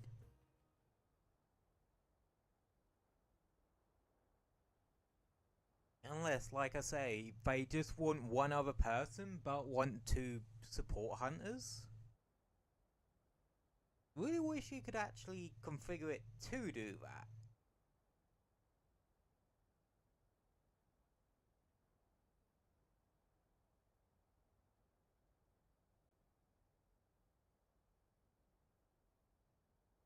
I don't know, I just think it would be an interesting idea.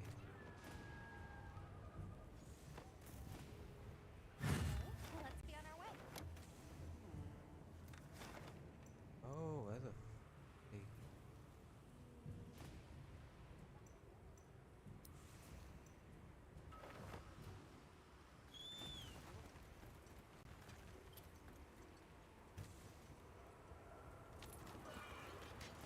Okay, that's why they're faint already. They've gone after the Sergios.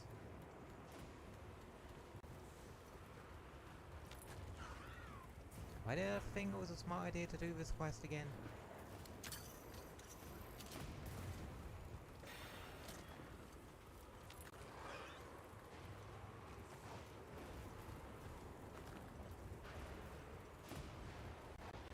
God damn. Waluigi likes to play with fire. Or razor sharp flying weapons in this instance. Why didn't I just walk closer? The lightning has the man down. Might be able to use them as a trap.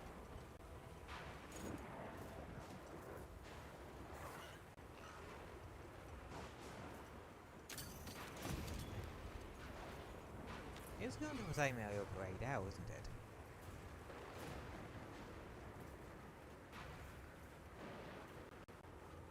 Yes, yes it is.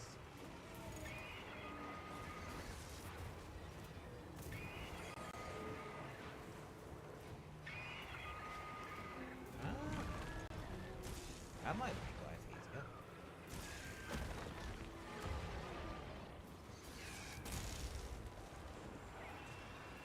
Damn!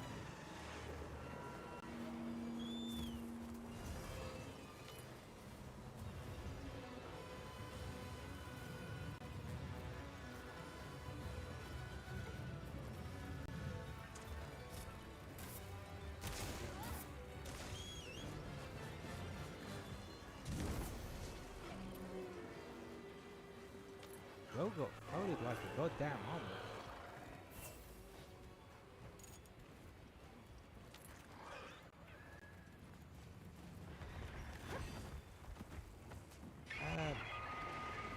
Angry Sergios?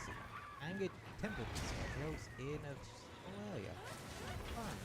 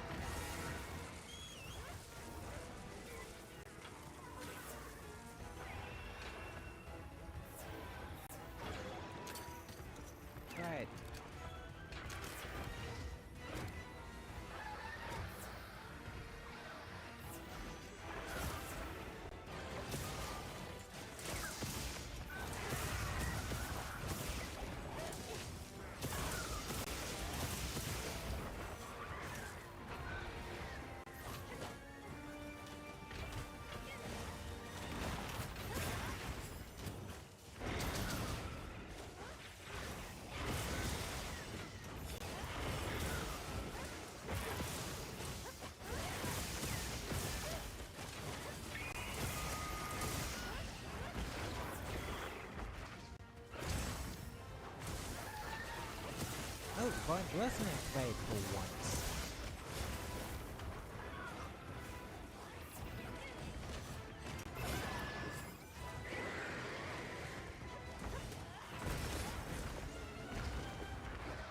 When the fuck did I put them in, man?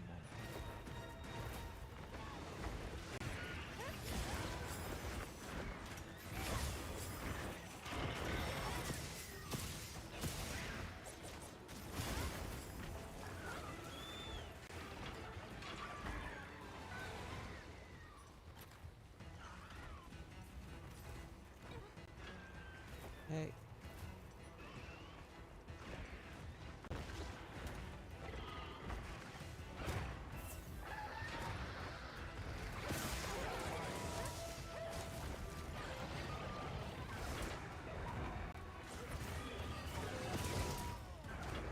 Okay, I'm on the thing.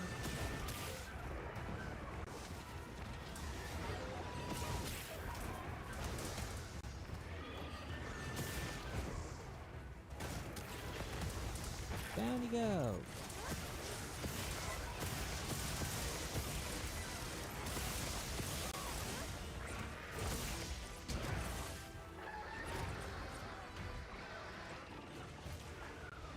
Well, thing to note for me is regulars, no rodeos actually have a lot of health.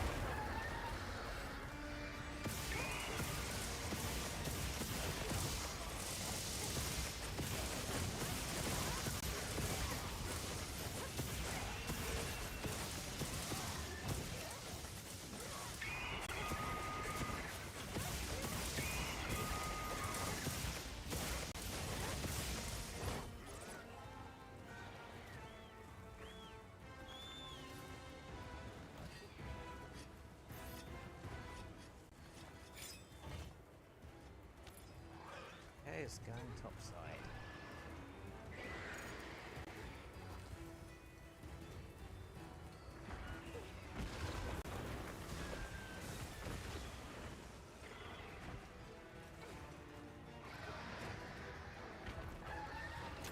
Ooh,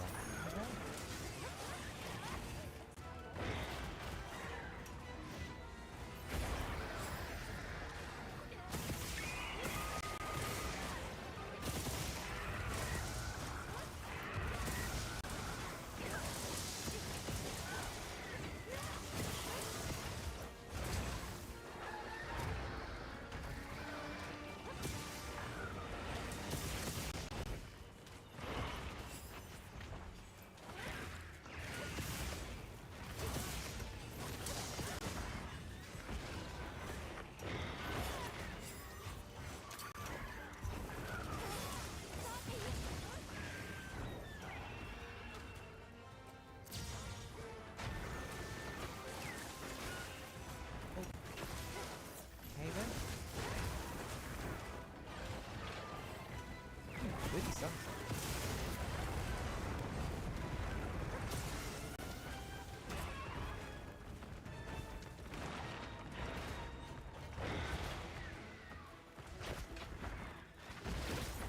Haha, bitch! Well, that was the weirdest power craft I've ever done.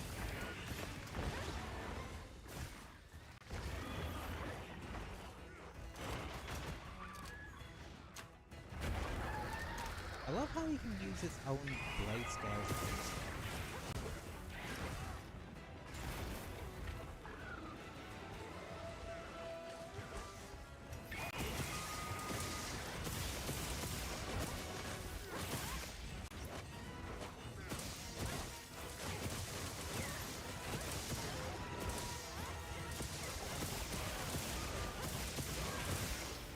We are not going to find it.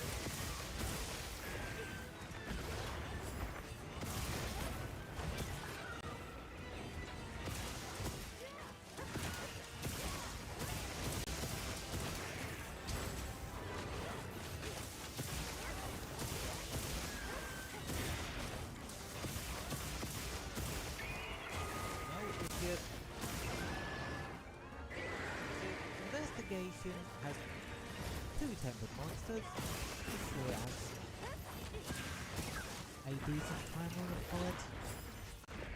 Like 40 minutes at the very least.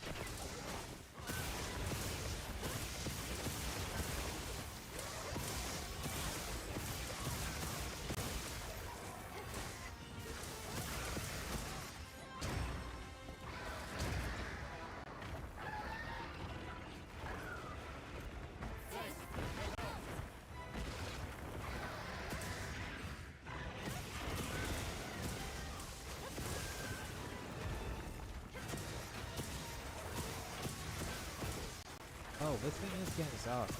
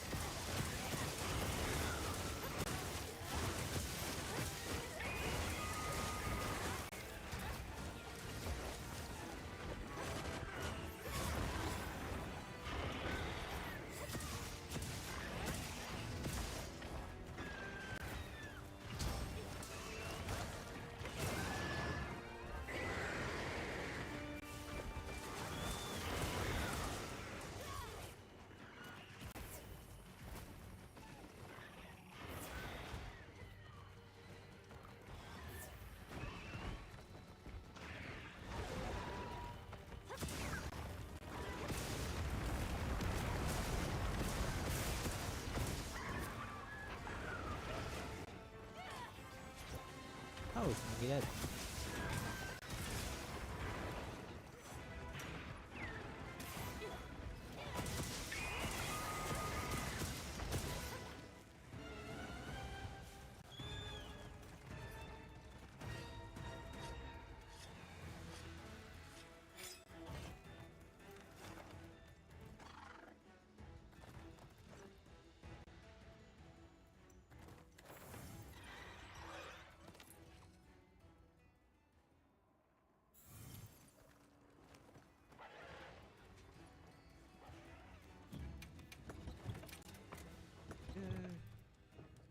First moment me about once Phil guide demo. Like, I do not care. Have a nice hunt.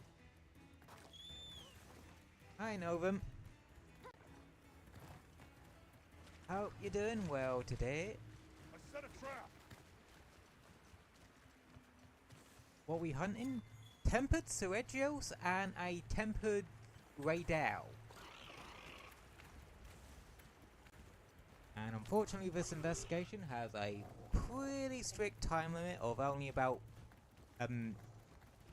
35 minutes, I think it said. But we just got the Raydal. No, to go now. So yeah. I was actually able to be Omega finally.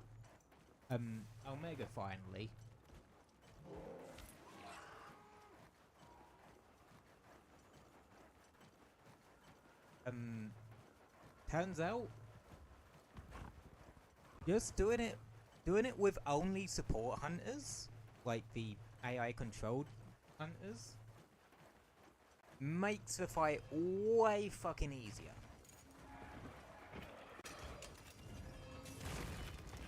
Savage Omega though is a big load of nope.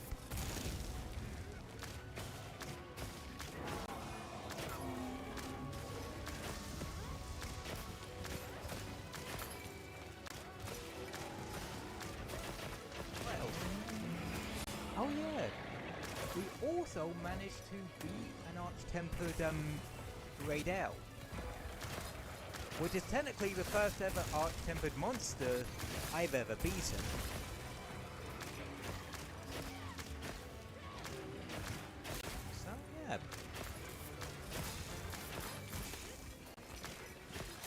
had some... We've had successes, we've had failures. That's beautiful. AI good for something. Well...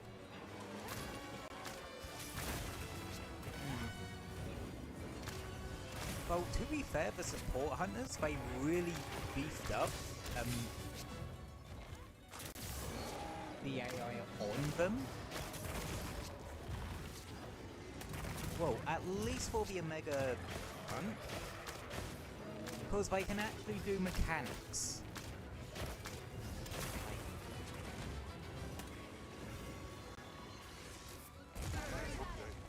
Oi!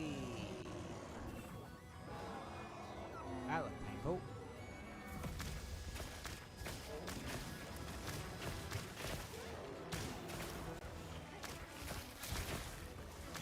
Yeah, Radel's big attack is probably the one thing you can't special dodge out of.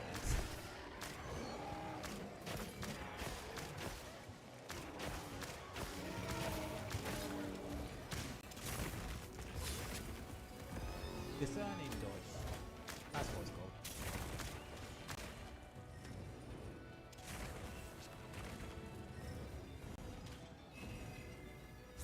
Oop. Dodge that bounce in my teeth.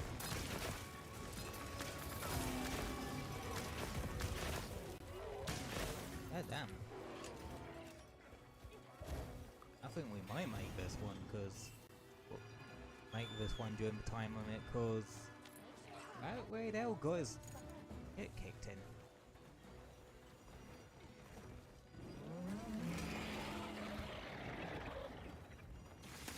Poison coat.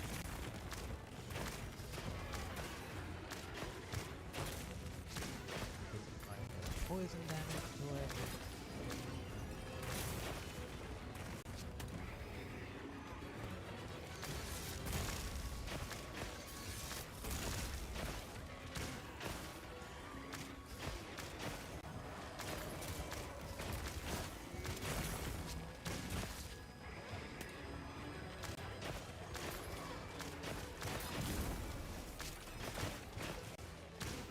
I still think the Omega fight is too much to ask of randoms, but randoms ain't your only option.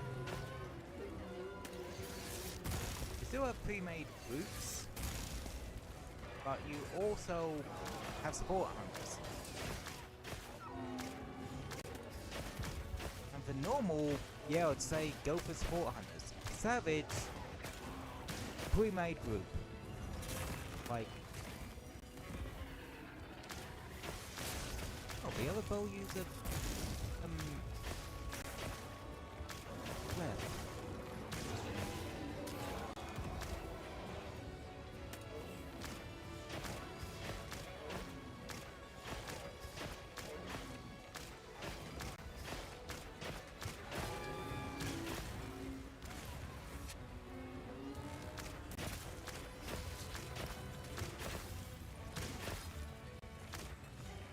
Oh, we have...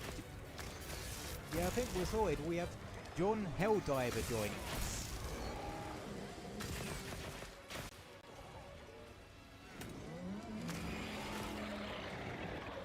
I mean, as long as he helps, he can spread all the democracy he likes.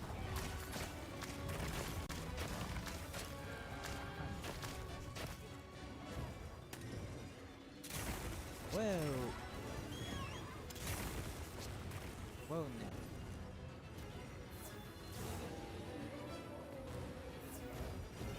no. Okay, that was, weird.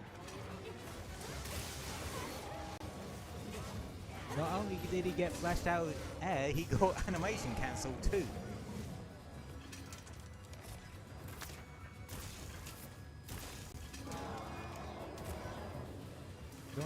Helldiver Star of Halo? Probably.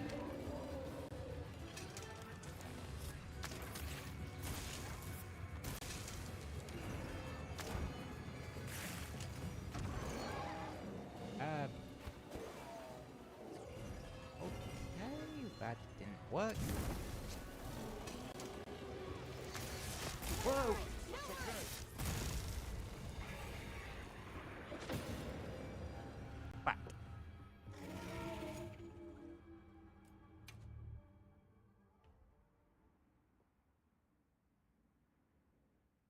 Well, that one caught me off guard. Well played, Raydell. Well played.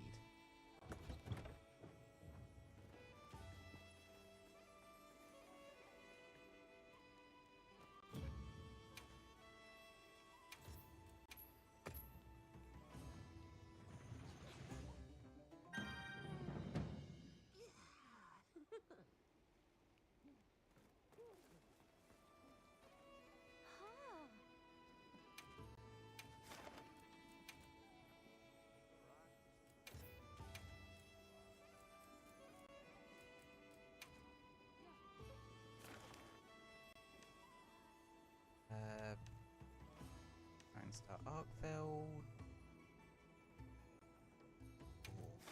We can sneak into that one. That wouldn't be that bad.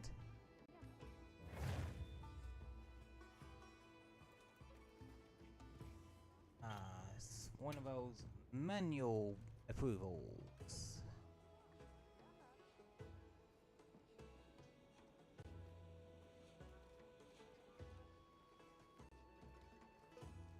Yeah,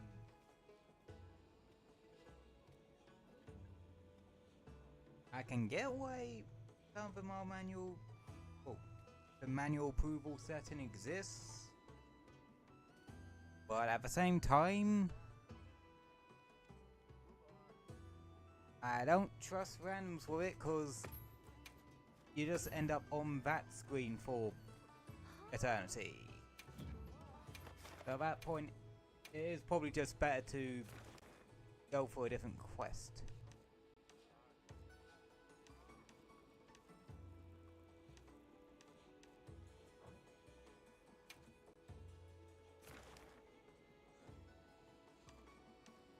Tempered gore. Am I ballsy enough for that one?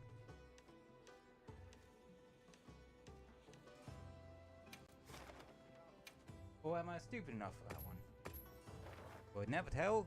Oh, guess we'll never know, because apparently that one is full.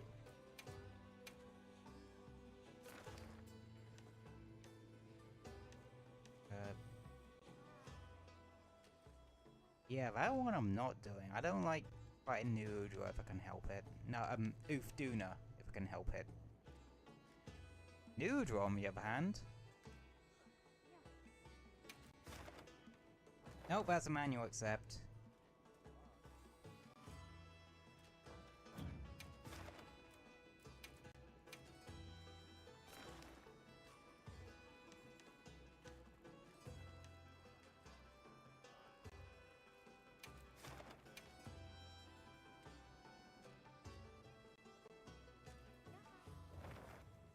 I mean, if we can take out one 9-star tempered Seregios, I think we can do it again.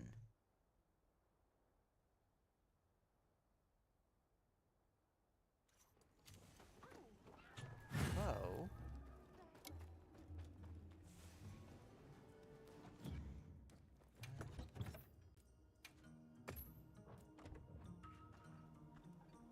Time for a few quick reps. Right. Okay.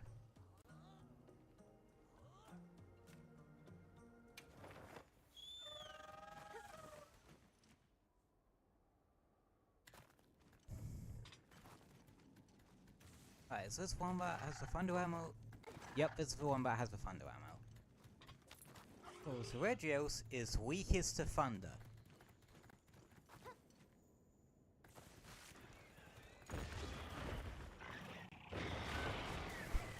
And it's not a good idea to fight in closed spaces.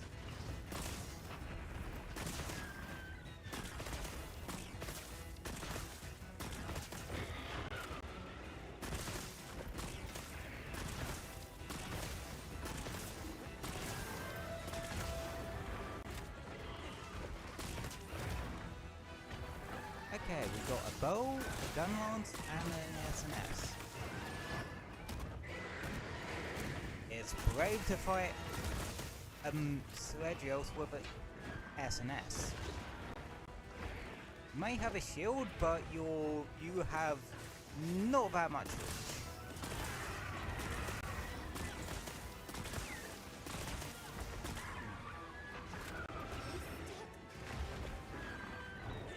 Ow. Help. Help is very much required.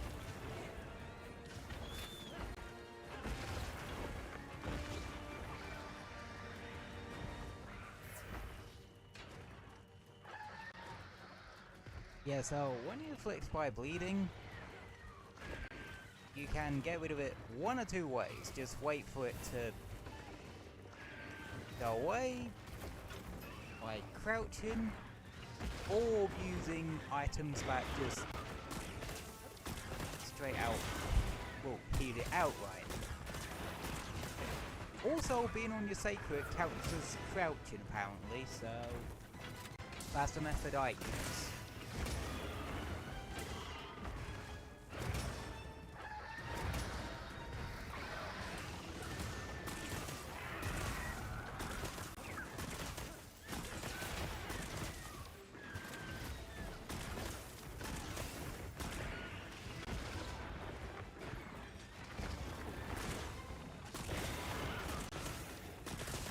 Luckily, Regios doesn't have the health. Well, it doesn't have the largest health in the world, so it's one of those.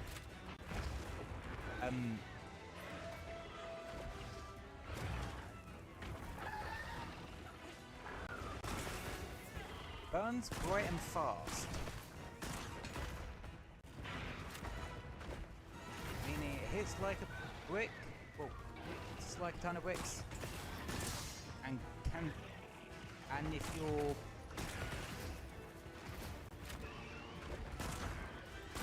survive that, it can cool down like a ton of bricks.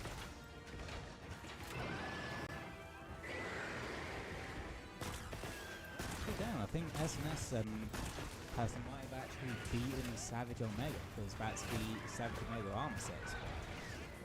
Or play it. Or wearing his layer.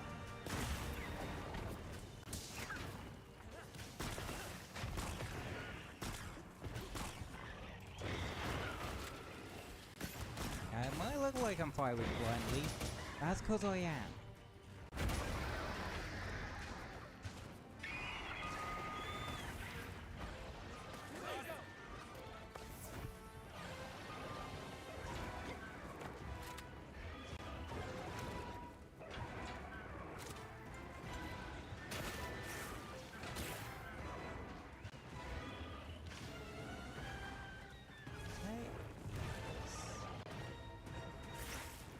Doing the mounty shit.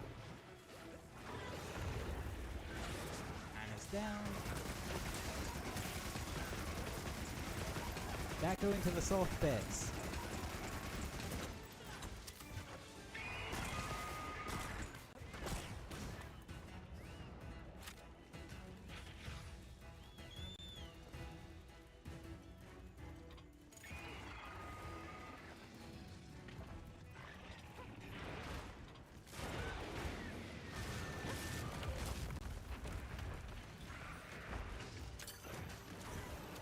Nice.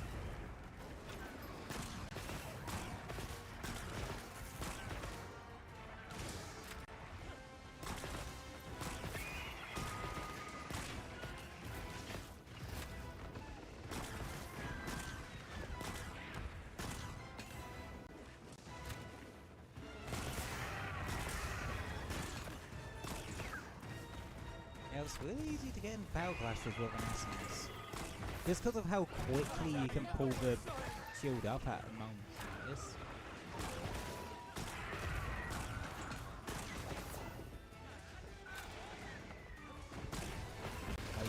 That's kind of why it's a bit of the all. It is the all-around really.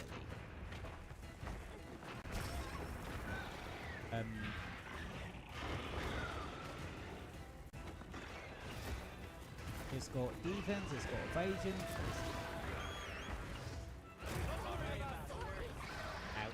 It's got good offense.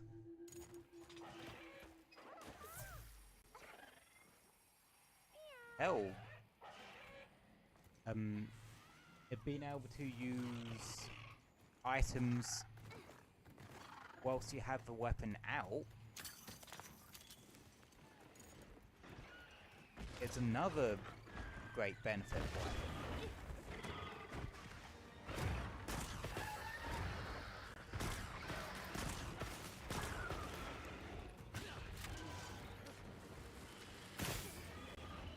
How's it going?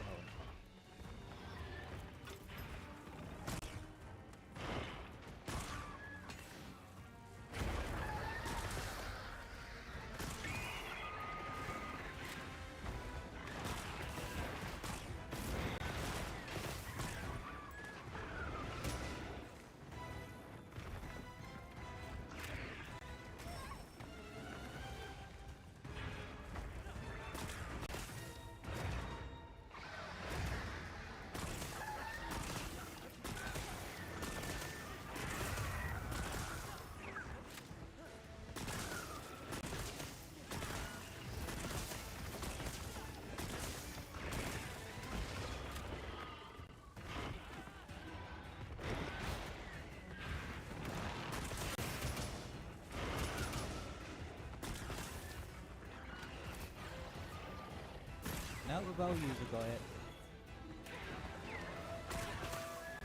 That's one of the things to know about bows. It is really... I would consider it actually one of the best weapons in the game.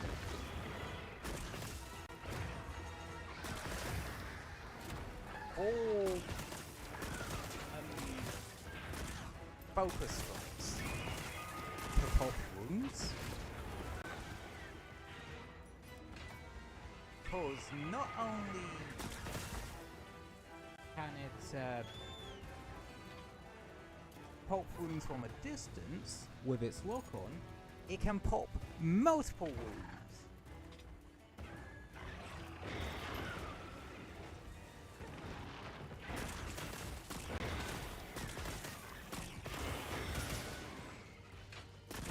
Which is, in of itself, super useful.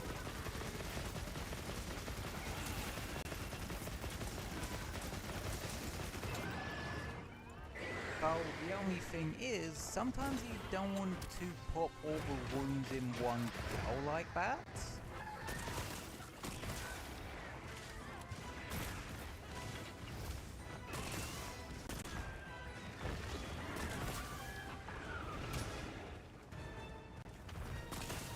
I'm trying to think of what other weapon types have really good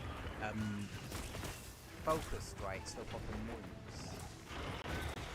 I would say greatsword, because you literally drag your greatsword along the side of a monster.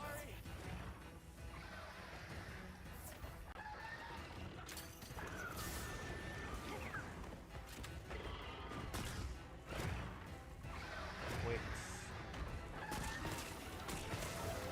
yeah, that's good. Switch axe is decent for it.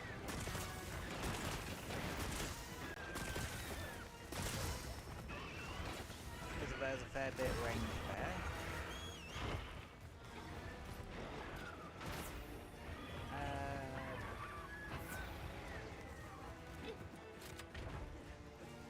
Going on, it's a bit more, you have to aim it a bit more, but it's also really good.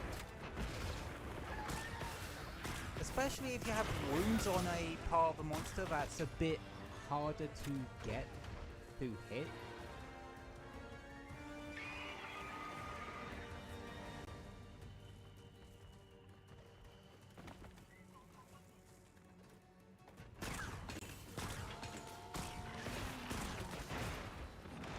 Okay, there is a Guardian Ebony somewhere, because that's this raw.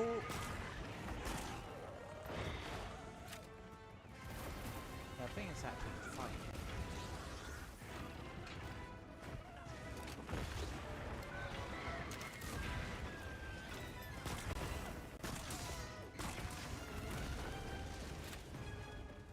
Honestly, with tempered monsters, like They usually show up in the locale the normal version monster will show up in, but sometimes they'll show up here in Wyveria, but only if it's like a template.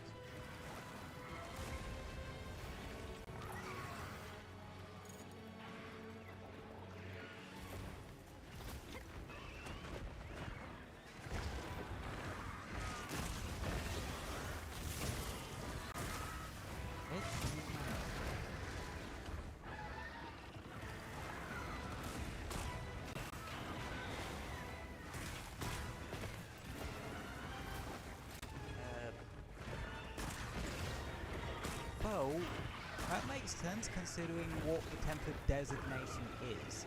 It's basically a monster that survived for quite a long while. So, they're essentially battle hardened.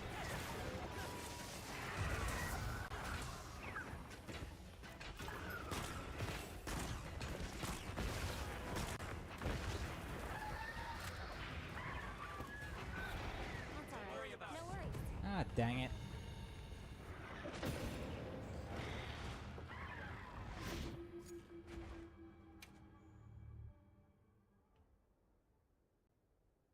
Yeah, something tells me I should be relying a bit less on randoms.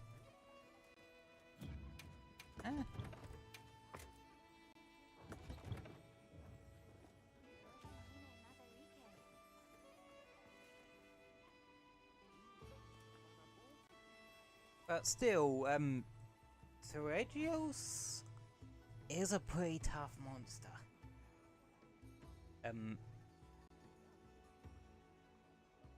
Granted, Bleed isn't as annoying as it used to be, all the way back when Teregios introduced it back in 4 Ultimate. But it's still a tough monster to fight.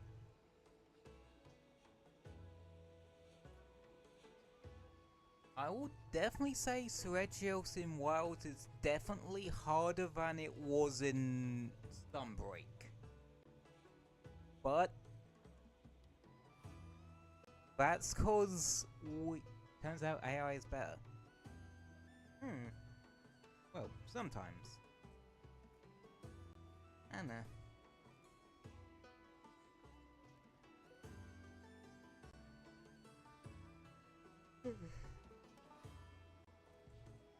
But yeah, I think I'm gonna call it there in terms of the game for today.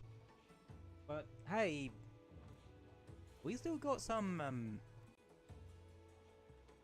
quest completions in, and we beat Omega, so we already did the goal for the stream.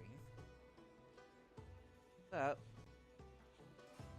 how about we go back to the Zatsu screen and just chill for a bit? And I can ramble on and on about Monster Hunter terminology and that. Because yeah, there was quite a bit of terminology when it comes to Monster Hunter.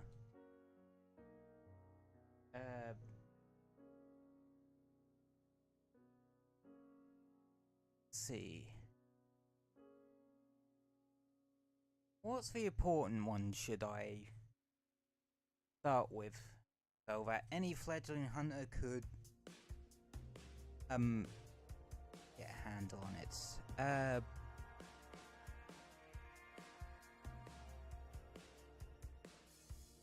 Cards.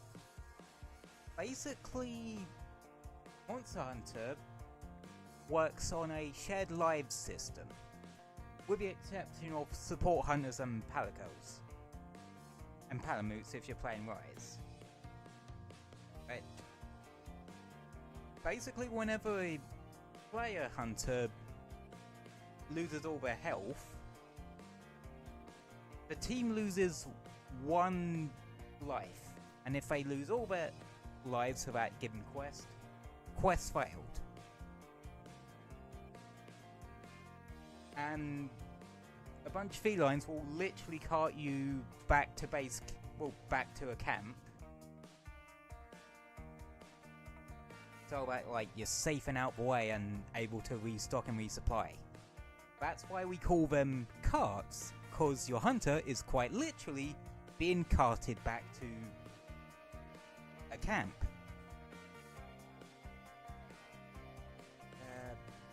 Let's see.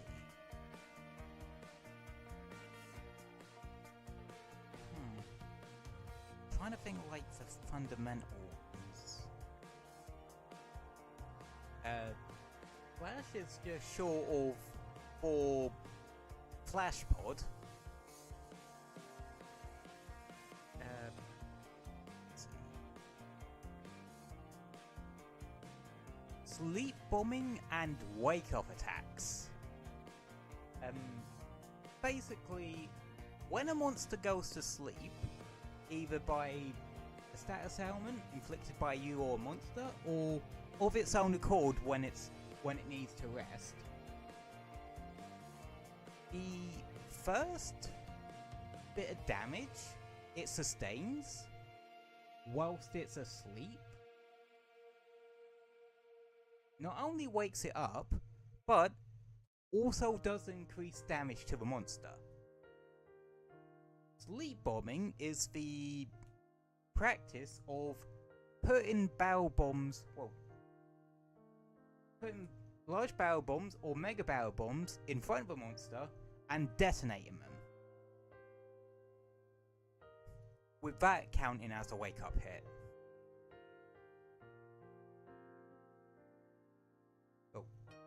With that counting as the attack that wakes it up. A wake up attack is, well, a specific attack that you use to wake up a monster. A good example of this would be the cheese? Yeah. Yeah. A good example of a wake up attack would be True Charge Slash on Greatsword. That's why in lobbies with randoms you always see, when they do wake up hits on sleeping monsters, you'll typically see a Greatsword user do the wake up attack, but you also could have hammer users do it, or in some instances the gun lance user might do it, or if when the bow gun users is carrying wyvern ammo, they'll also do it, which is essentially just their version of wyvern's fire. Basically, any attack that does one big instance of damage, use that as a wake up attack, because that'll be the hit that gets multiplied. Sometimes people combine wake up attacks with sleep bombing, which probably isn't the most effective in the world, but why use swords when you can blow them up? Sometimes the wake up attacks do more damage. Because think about it, if you put down your 2 mega barrel bombs, only one of those damage instances would be counted as the wake up hit.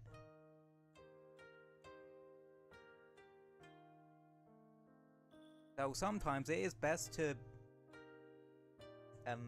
do, if you don't have any barrel bombs on you, large or mega barrel bombs on you, it's better to do the wake up hit.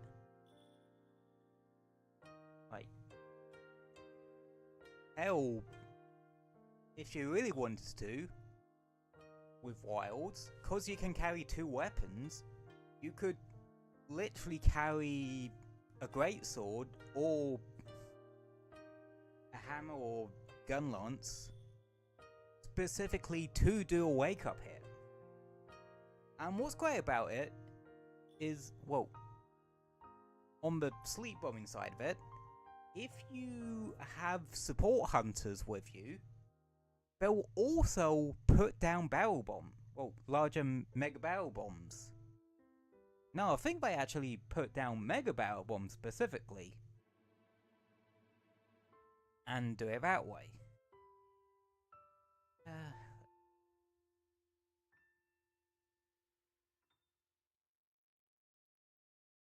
What other commonly used terms can I explain? Oh yeah, novas, right? This has specifically to do with a monster's moveset.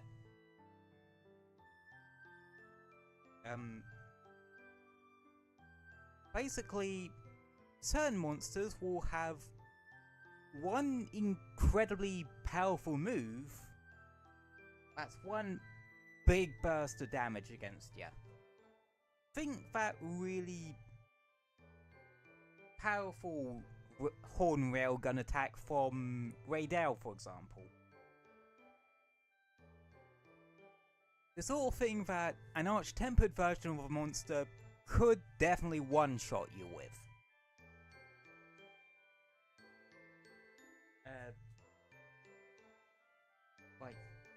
Or for Omega, its Delta attack could be considered its Nova. The reason why we call those attacks the specific reason why we call those attacks Nova, or Novas, has to do with the Elder Dragon Teostra. Because it was one of the monsters that, to my personal knowledge, was one of the first monsters to have that kind of attack. And it was called Supernova. Because it's literally doing a massive explosion. And so, attacks of that nature, we refer to as supernovas, or novas for short, because of Teostra.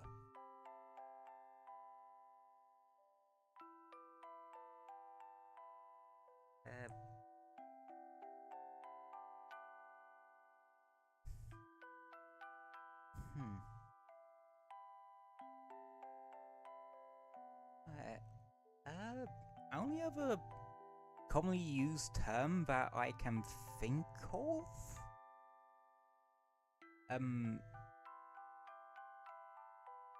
That would be remotely relevant is to do with build crafting.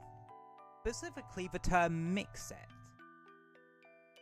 Extra tactics need cool names. Exactly. Anyway, mix sets. They're exactly what the name suggests.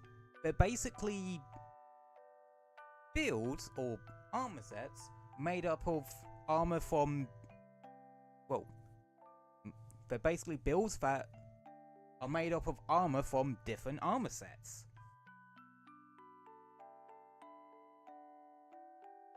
That's literally about it. Like, yes, you could use the full armor of a particular monster, and that was way more commonplace back in the old gen games, like Generations Ultimate and earlier.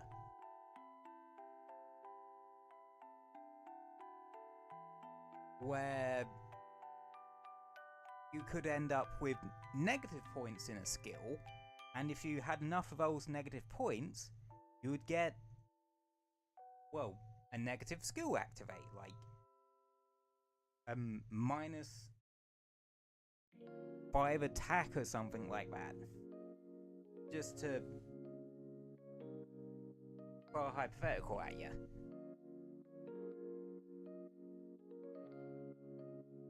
So,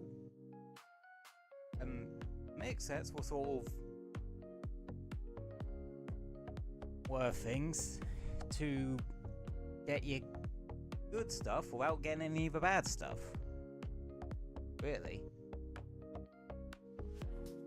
That terminology ain't as relevant nowadays, cause you don't have negative skills. You can't get minus points in a skill, because World completely reworked the entire skill system. Well, World reworked a lot of things about Monster Hunter, but in terms of build crafting, it mainly reworked that. Though it did also introduce the concept of set bonuses. If you have a certain amount of, well, if your build contains a certain amount of armor pieces in a particular set, you got a special thing out of it. Like, best example I can think of is from a mix set I actually used quite a bit in Wild Days, was 2-piece Velkhana and 3-piece Teostra. Because 2-piece Velkhana gave you critical element, whilst a 4-piece gave you true critical element, which is just stronger critical element. And 3-piece Teostra gave you Master's Touch, which was absolutely broken in World, because it made it so if you crit, you had a 100% chance of not losing sharpness. Oh, if you crit, you just didn't lose sharpness. Which, yeah, World onwards, it was pretty easy to get to 100% crit rate. Worlds, they've definitely made that a lot harder to pull off.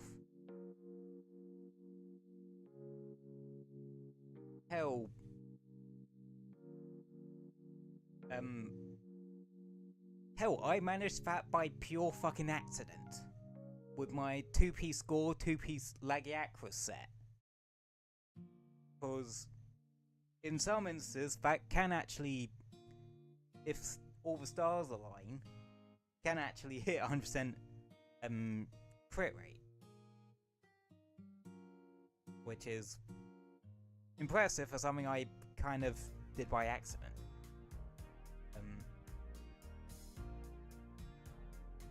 And yeah, set bonuses weren't a thing in Rise though. Instead, certain armor sets had unique skills. They were actual skills rather than set bonuses. That also meant that later on, they made it so you can put those unique skills in ways, in games is a valid way to dominate. Exactly. Hunters got to use every tool in their arsenal. That includes their key know-how of their build.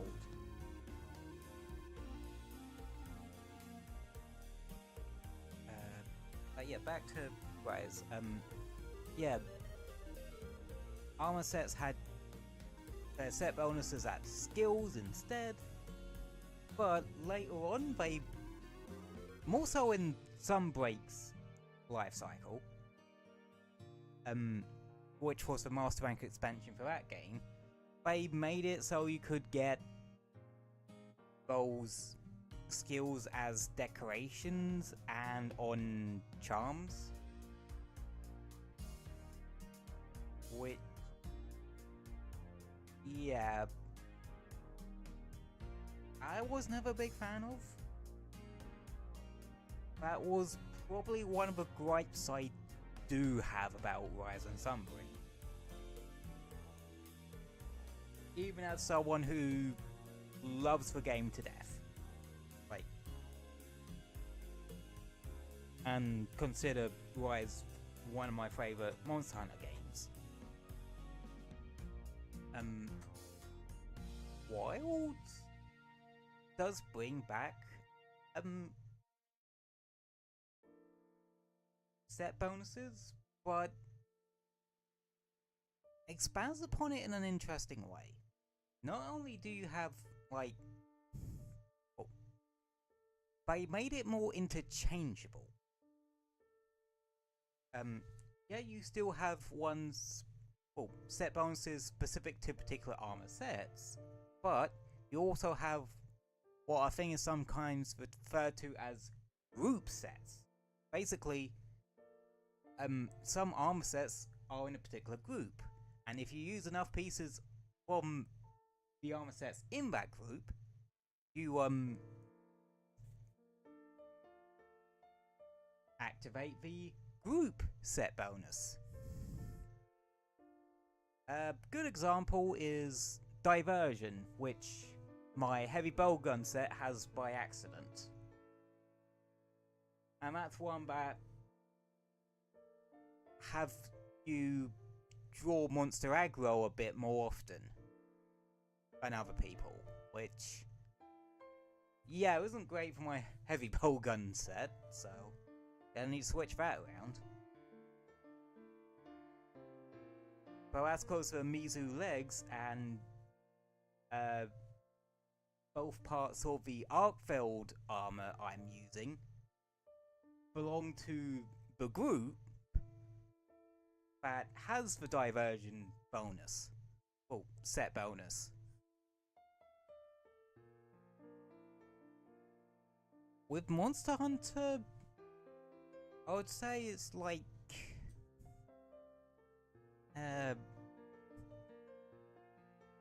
you gotta put a good amount of time into the prep work and your build as you do your actual hunts. Like, you gotta make sure your build's good so that you hunt good. If the build's straight, like you got, defense or something like that, you won't survive more than 5 seconds.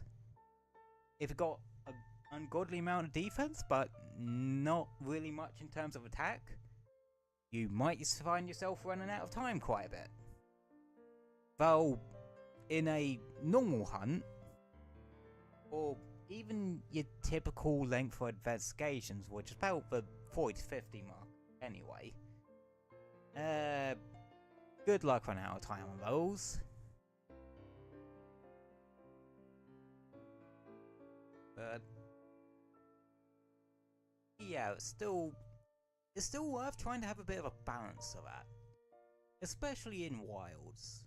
Like, it definitely feels like they've tried to balance with the idea of you having both offense and defensive skills in your gear.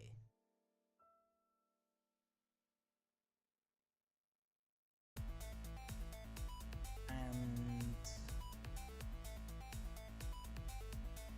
yeah, I think I've explained everything in a simple, I think I've layman termed a lot of it as best as I can. But yeah, sometimes with build crafting in Monster Hunter, or build crafting in games in general, there are a lot of moving parts you have to consider. But honestly, that's kind of the fun of it. Like, it's a puzzle.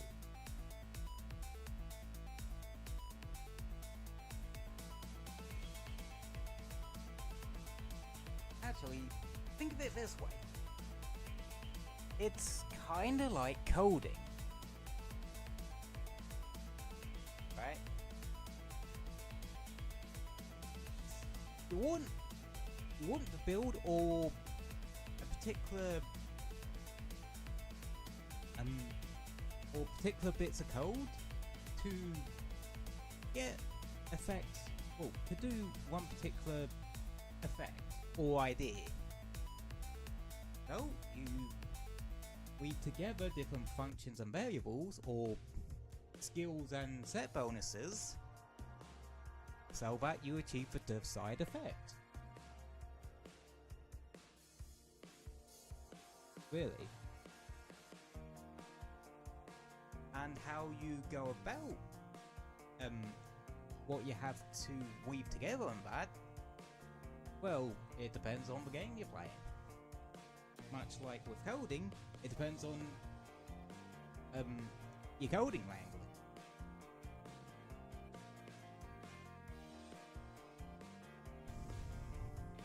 Yeah. So yeah.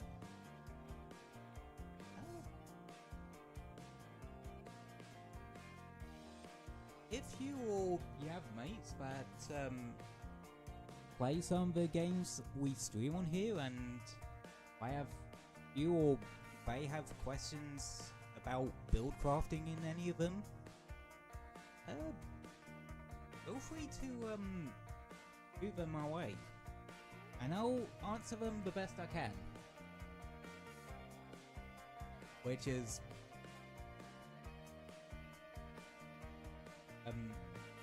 probably badly explained and slightly misinformed. I know a lot of things about video games, but I don't know everything. Like, I could not tell you a single damn thing about Call of Duty. I know. But I could tell you chapter and verse about literally every character that makes up the roster in Sonic Racing Crossworlds. Speaking of which, don't the Minecraft DLC for that actually come out tomorrow?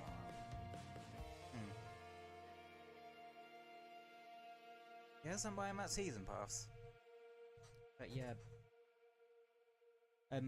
shifting topics, I'm actually surprised that they decided to release the first bit of paid DLC for Crossworlds this early.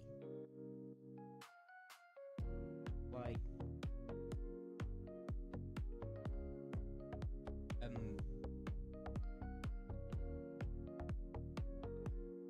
I thought it would be more towards the end of the month, but I think that's how they're going to go about the free character, because that would make sense.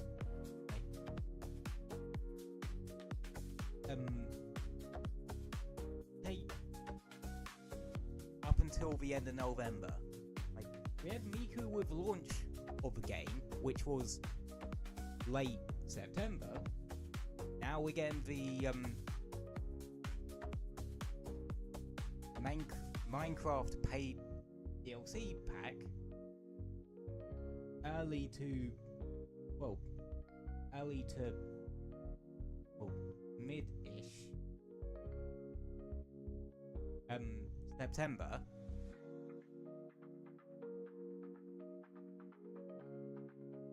And then end of this month would get Joker and the free, and then I'm guessing the same will happen in November, where like maybe early on in or towards the middle of November we get the SpongeBob one, and then at the end of November we get Ichiban as your free character.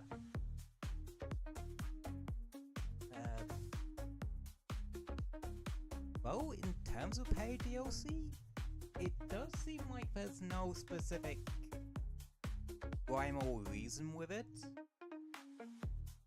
Part of me feels like it kinda makes sense to have 2 of the DLC packs this year, just cause the whole thing of striking whilst the iron is hot. Cause let me actually get the imagery.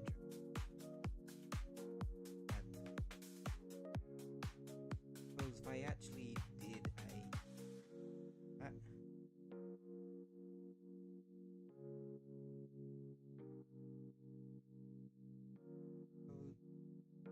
roadmap.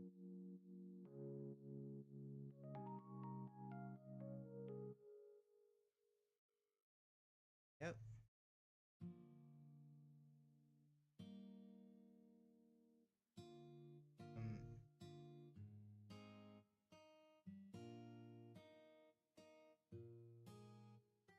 yeah,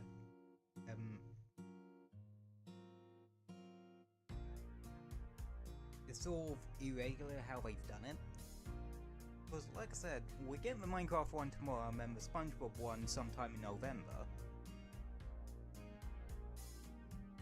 But then, sometime in,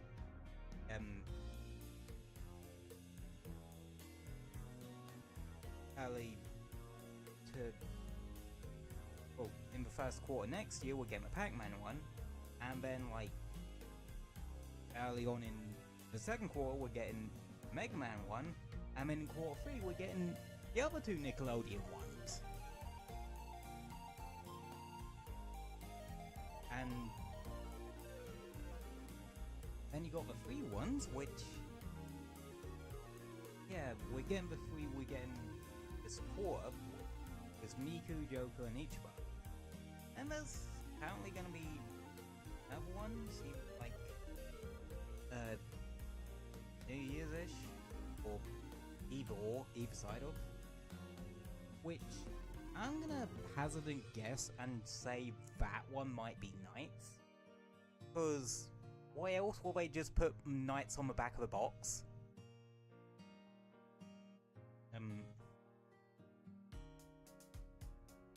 And then you get the Pac-Man DLC, then you get 2 more free characters, then Mega Man 1, and 4 more free characters, then then one of the new other Nickelodeon ones, which is Ninja Turtles, and the final 2 free characters, and then the Avatar one. So, yeah, it doesn't seem to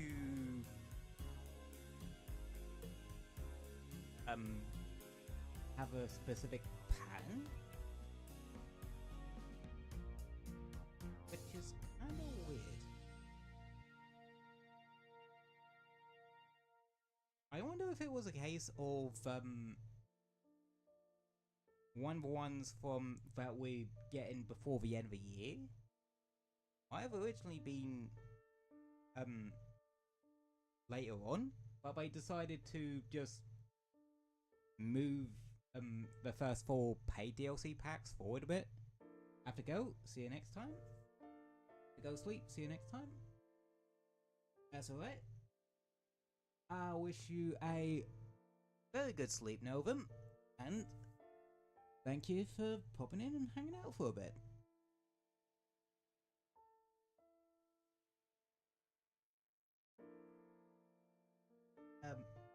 Might be worth ending before I end up going too much into speculation territory about the Cross Worlds DLC. But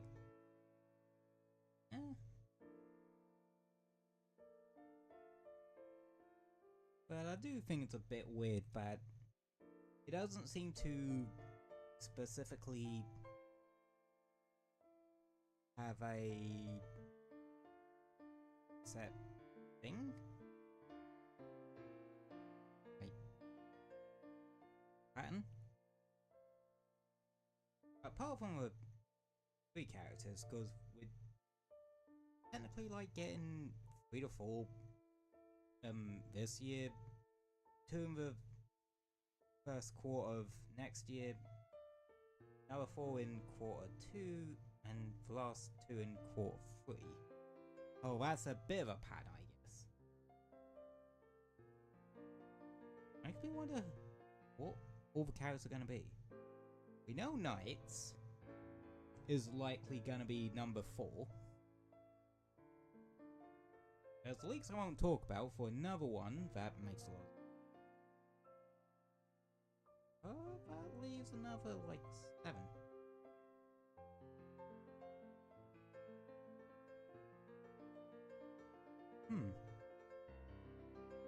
Yeah, I do think without they'll, like, maybe do some obvious picks, but also some more out there picks. I want them to do more out there picks, like,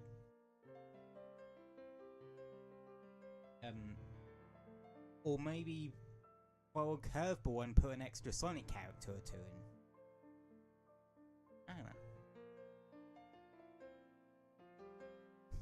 but I don't think it's worth worrying about too much. They'll announce them when they announce them. But sometimes it's fun to try and get in the developers' heads a bit and have a bit of a think what they would do.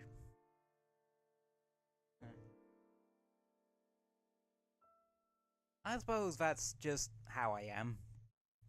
I like thinking of things from multiple different angles. So I try to sort of get into, well, figure out how their headspaces would work. I missed a trip. I should have gone into psychology.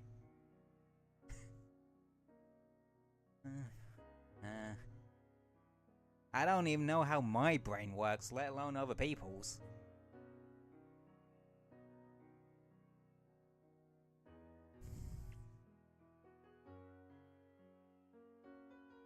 I'm too absent-minded to be analyzing other minds. But, yeah. Oh, before we sign off, I should probably go over schedule. Find the damn thing first. There we go. There's our schedule. So yeah, we did Monster Hunter Wilds today, and we actually fucking beat Omega pretty much first time without any trouble, cause the port hunters just kind of fucking carry you during that. Friday we are playing more Titanic Scion, and since we're actually very close to the end of the story, like I think we got like rest of chapter 26 and chapter 27 to do, and that's it in terms of the story. As far as I know. Hold on, let me double check.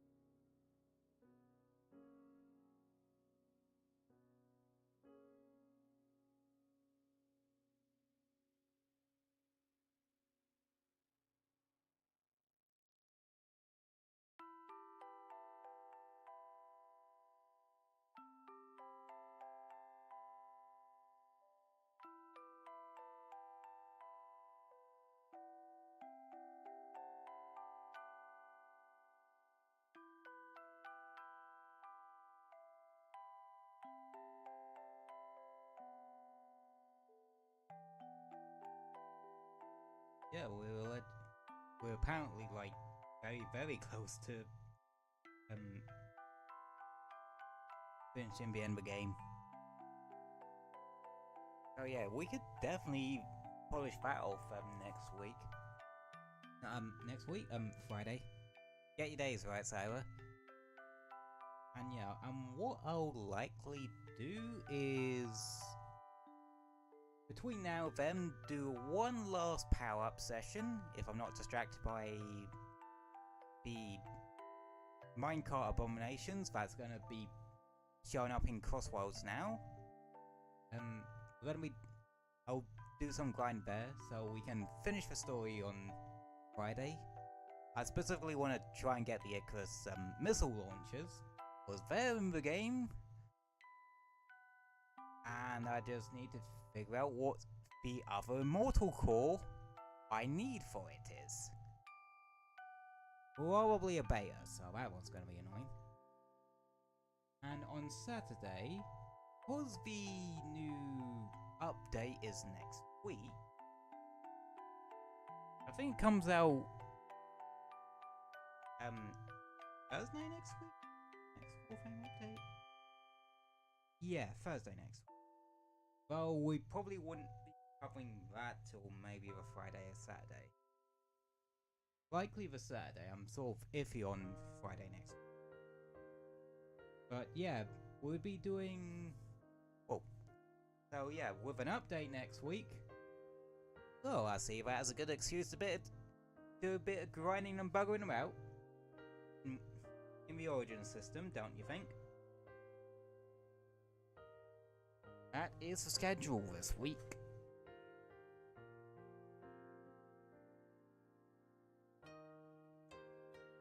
And yeah.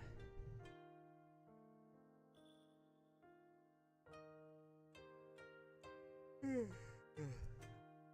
definitely feels like that my streams are getting longer and longer. Not a bad thing, it's just an observation. But hey ho.